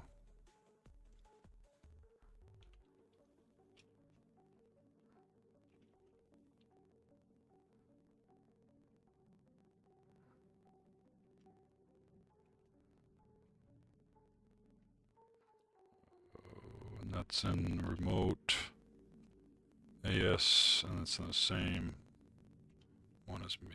Okay. And then we're going to do neighbor again, and we're going to do R2 now. So R2.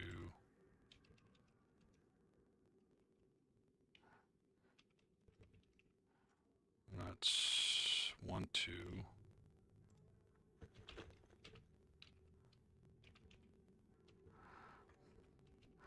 And that's in remote is 65503. And then the network, we're going to advertise 1.1.1.1 with a mask of 245.2.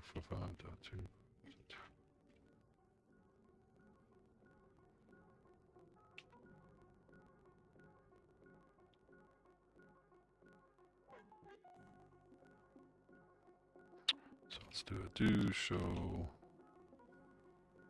Do show. The hell does that sound out there? What does that sound outside? What does that sound outside? You hear it?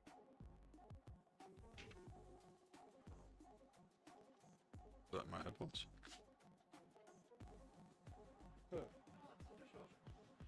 Oh, looks like something's. Yeah.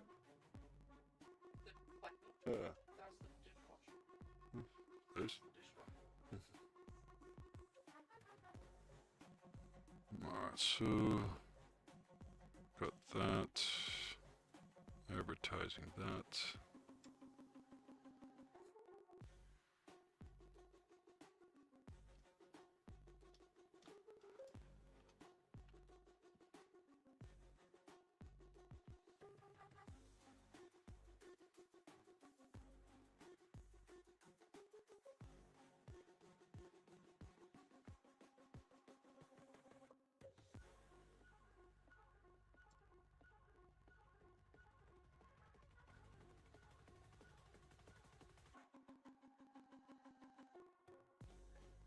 So that's R1.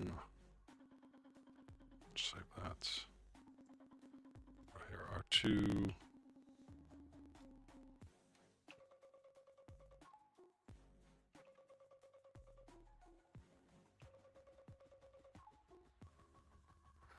And we're going to do neighbor 192. We got a couple neighbors, right? Yeah, R2 has a couple neighbors. This This R3.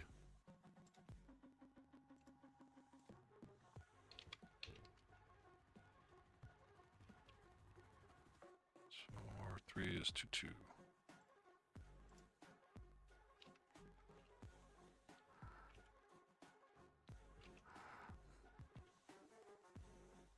Five, and R3 is in 0, 2.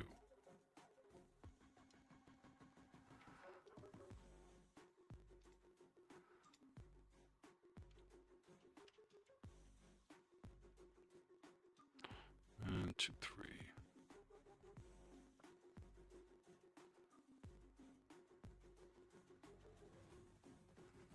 And 4 is in the same one. And then we have 1, 1.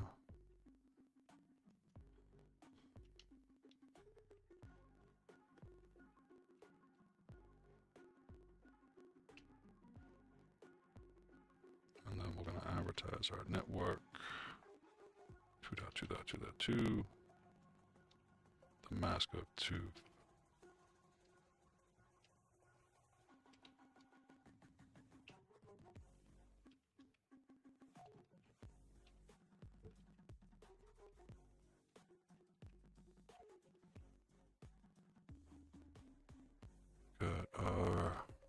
layouts. Those all look good.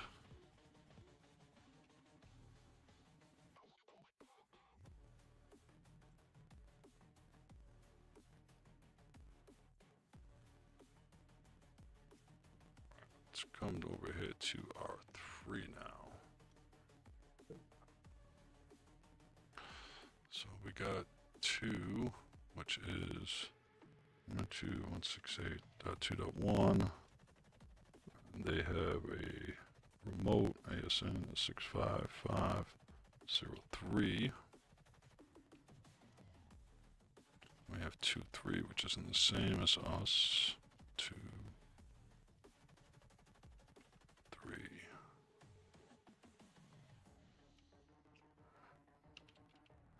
And then 3.3.3.3. Mask. 2.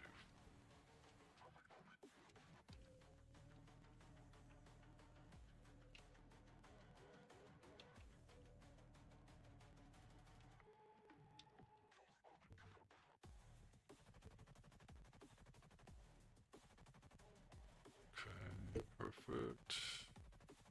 Yeah, 2, 3, that's correct.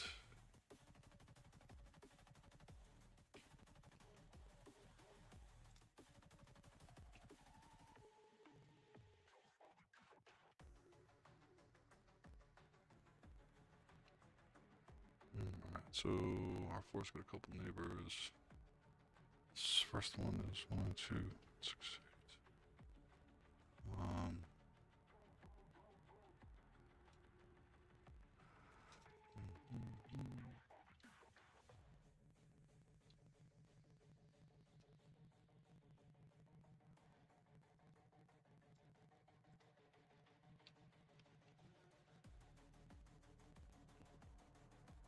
It's 3.1.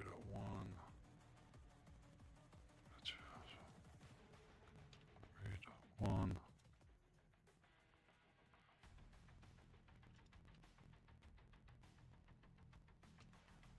They're in the same 655.02. And then 2.1 is in a different one.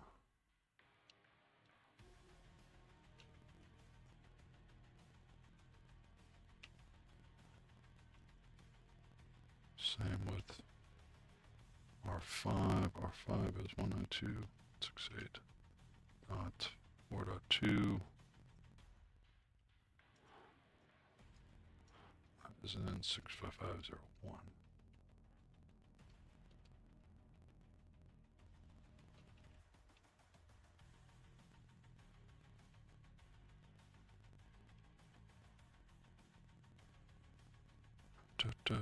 Good. Then network 4.4.4.4. Mask 2, 5.2, 5.2,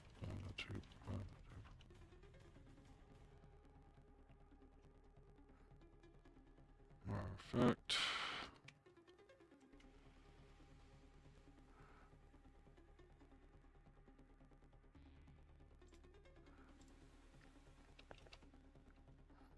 Nine two 168.10.1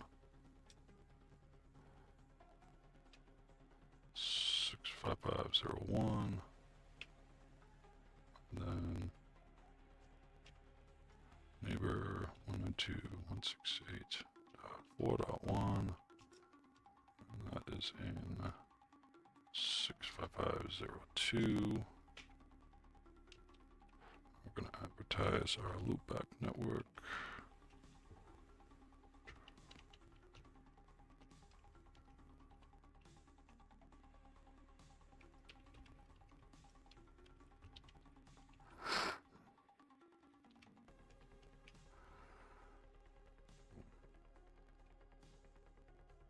All right. That is that. Now, back to the entire desktop. Let's come back here.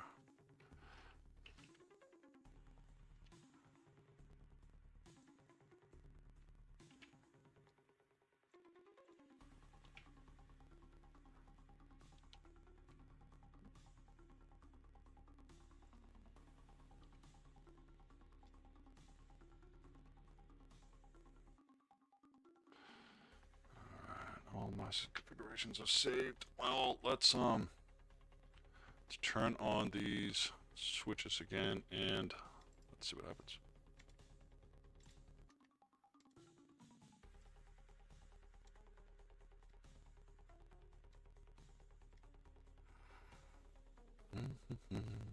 All right, so we got some.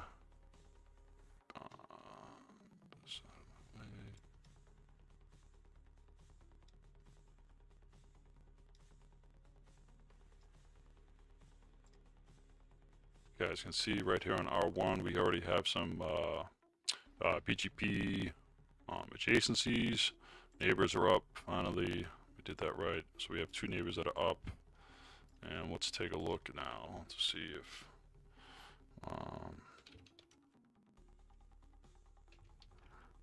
the sum. All right, perfect. So finally, we got BGP working after all that. So we have our neighbor relationship. We have a neighbor relationship between 192.168.1.2, so that's R1, and then 10.2, that's R5. We'll have to see, I forget what that means right there, but we have our autonomous systems numbers right here, so it shows that R2 is in autonomous system 03, while R5 is in 01. And then the prefixes that it's, I believe it's advertising. We can take a look at show IP route BGP. And now finally we have BGP records in our routing table. Finally, man, that was a pain in the butt to get through, but we can see that it's sourcing the loopback addresses from the other routers. Perfect. That's exactly how I wanted to do it too. That's exactly how I wanted to do it. And now if we do a show route, we have a full routing table here now. So we have BGP, OSPF. Amazing. Now let's see if we can ping. We can ping one of the loopback addresses. Let's see if we can ping 5. So let's ping 5.5.5.5.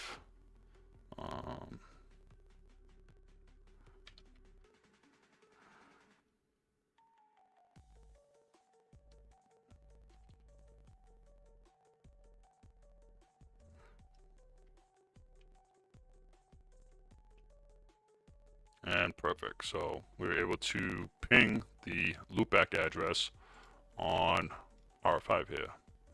So we were able to ping 5.5.5 from our loopback address 1.1.1.1. Let's see if we can ping 2.2.2.2.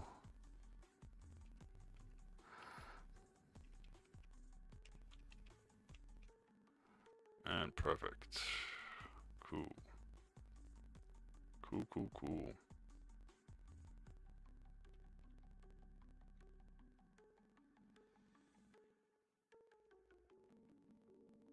One of the rules, not the first rule, but one of the rules is if you don't have a route to the next hop, don't put that route in the routing table because you can't get to it. It's like your ego's writing checks, your body can't cache.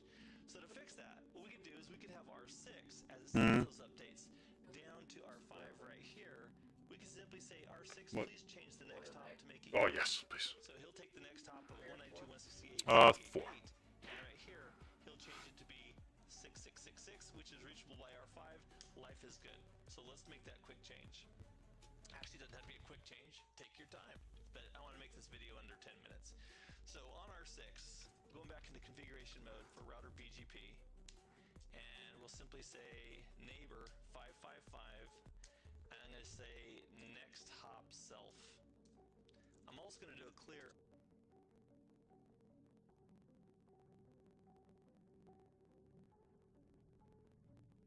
So he's getting into the next hop stuff. Okay.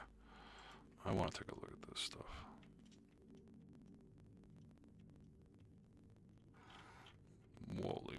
information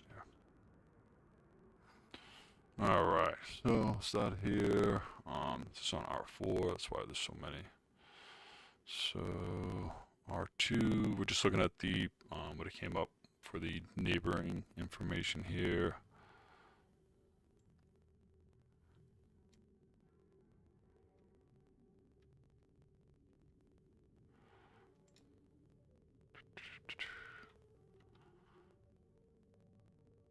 Path loose and bound to 2.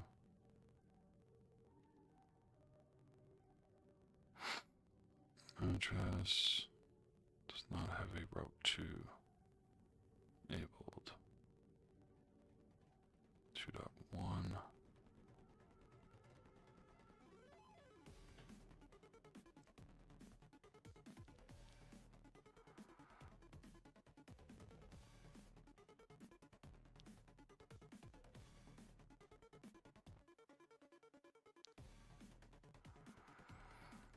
Peer-to-peer.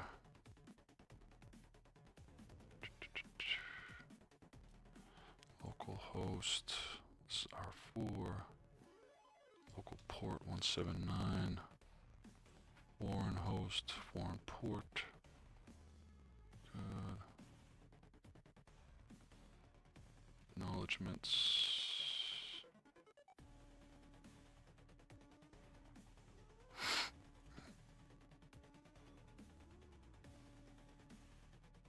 It's just going over the other neighbors. Doesn't have 3.1. This is R4 3.1.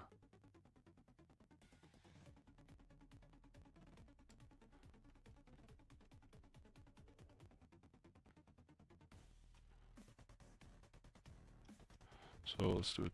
Let's show.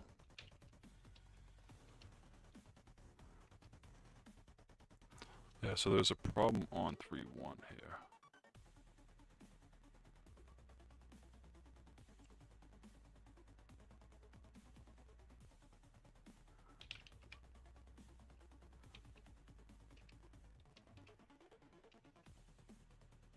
Yeah, well, we have an issue. I see what the issue is. I see what the issue is because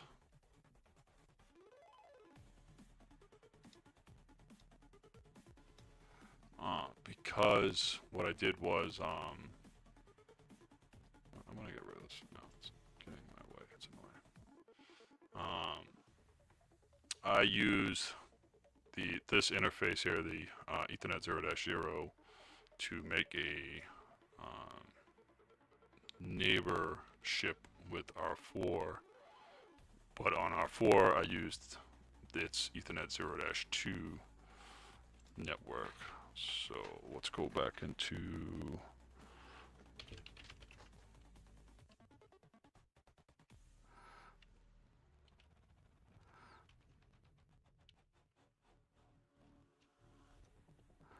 NGP. This is R3. R3 is 655.02.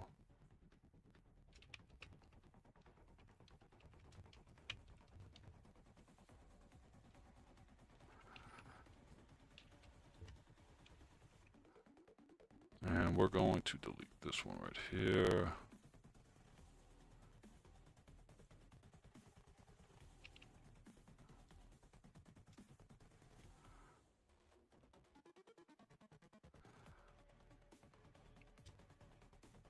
No, right.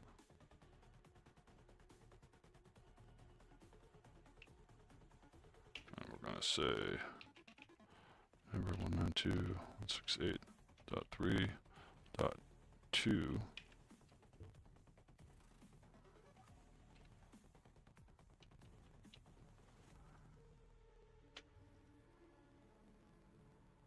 We should probably get something come up here in a second with that. Yep. Alright, so we just did it. We got our neighbor adjacency up. R4, go over R4. We can see the same thing. So now we run the BGP sum again. We have all of our stuff fixed now.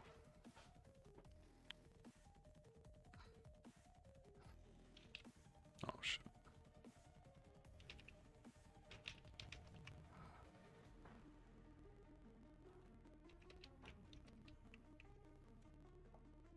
looks good. I'm gonna save these configurations before, so everything's looking good finally.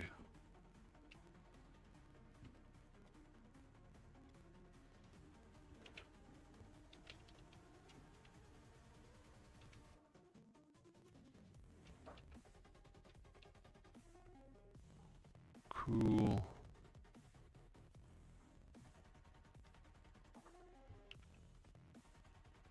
Everything's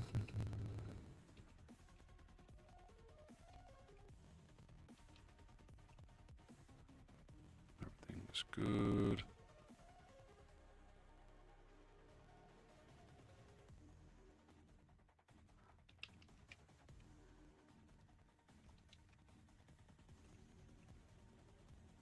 Perfect.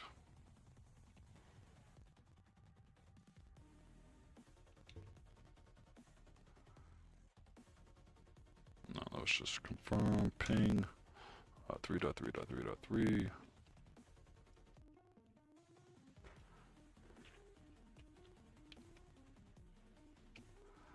Perfect. Okay, so we're able to ping router 3's loopback address from R4's loopback address.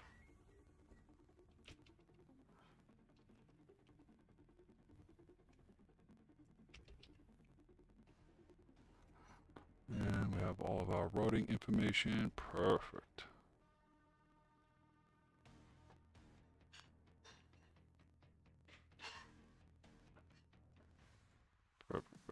Perfect.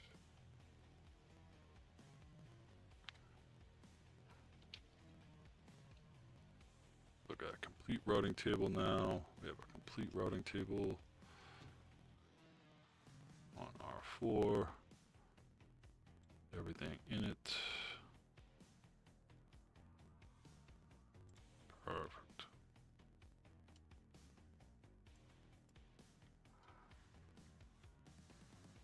There's our OSPF. We have a lot of connected local networks on here, but our routing tables are looking good. Alright, what was he getting into next? This was next hop configuration. IP BGP for 5555. And I'll do it outbound. I'll do it soft outbound. And that way I don't have to clear the entire BGP session, but I am going to send them the new updates, which will have the new next hop. As a result, if we go back to R5 and do a show, same command we did before, show IP BGP, take a look. The next hop is... So let's do a show.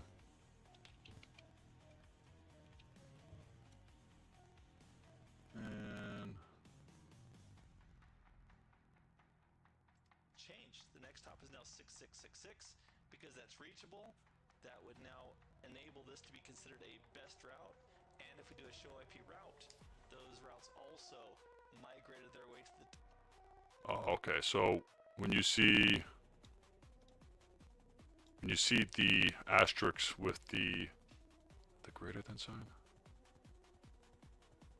Yes, right? No. Is that the less than? Yes, the less than sign. The asterisk with the less than sign, that's when you know you have the most optimum route. So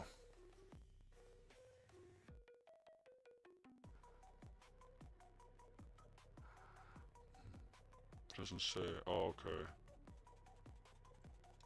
So to the one network, go back to this.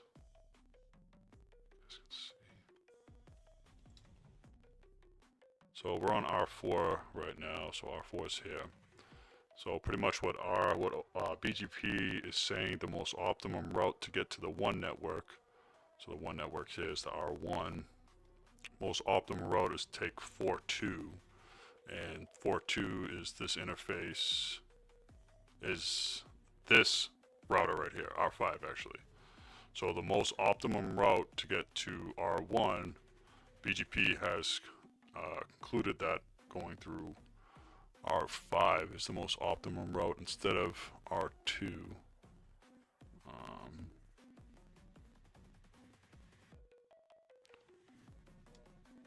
believe that's a neighborship. What does that say? Internal. Okay, so internal. So that means asterisk means valid, and then the less than sign means best. So this is the valid best way to get to autonomous zone 01. What does the I mean again? Internal.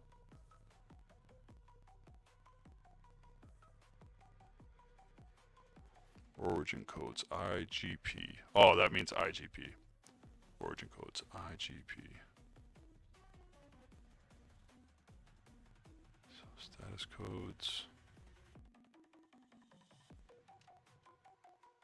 And the 3.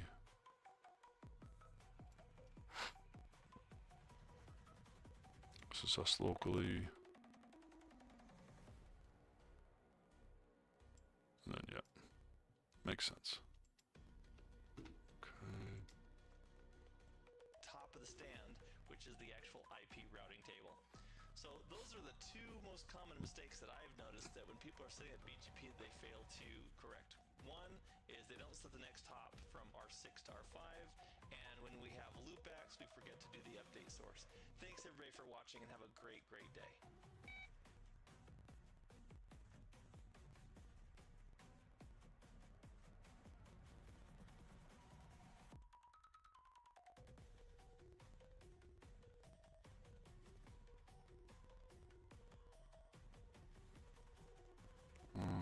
What else is there for stuff to go over with that? But that's pretty much. So I'm gonna take a break for a little bit, guys. Be back later. But yeah, I think we finally got, you know, a decent BGP configuration and understanding of what's going on, where I was kind of going wrong with the configuration setup. But we were able to recorrect and fix the mistakes, and now we got BGP up and running. And yeah, cool stuff. Again, guys, make sure you guys like, share, and subscribe. And if you can help a brother out, please, please, please, please, please, please. If you find the kindness in your heart, help a brother out. The link is in the description. And yeah, we'll continue on. So I'll probably,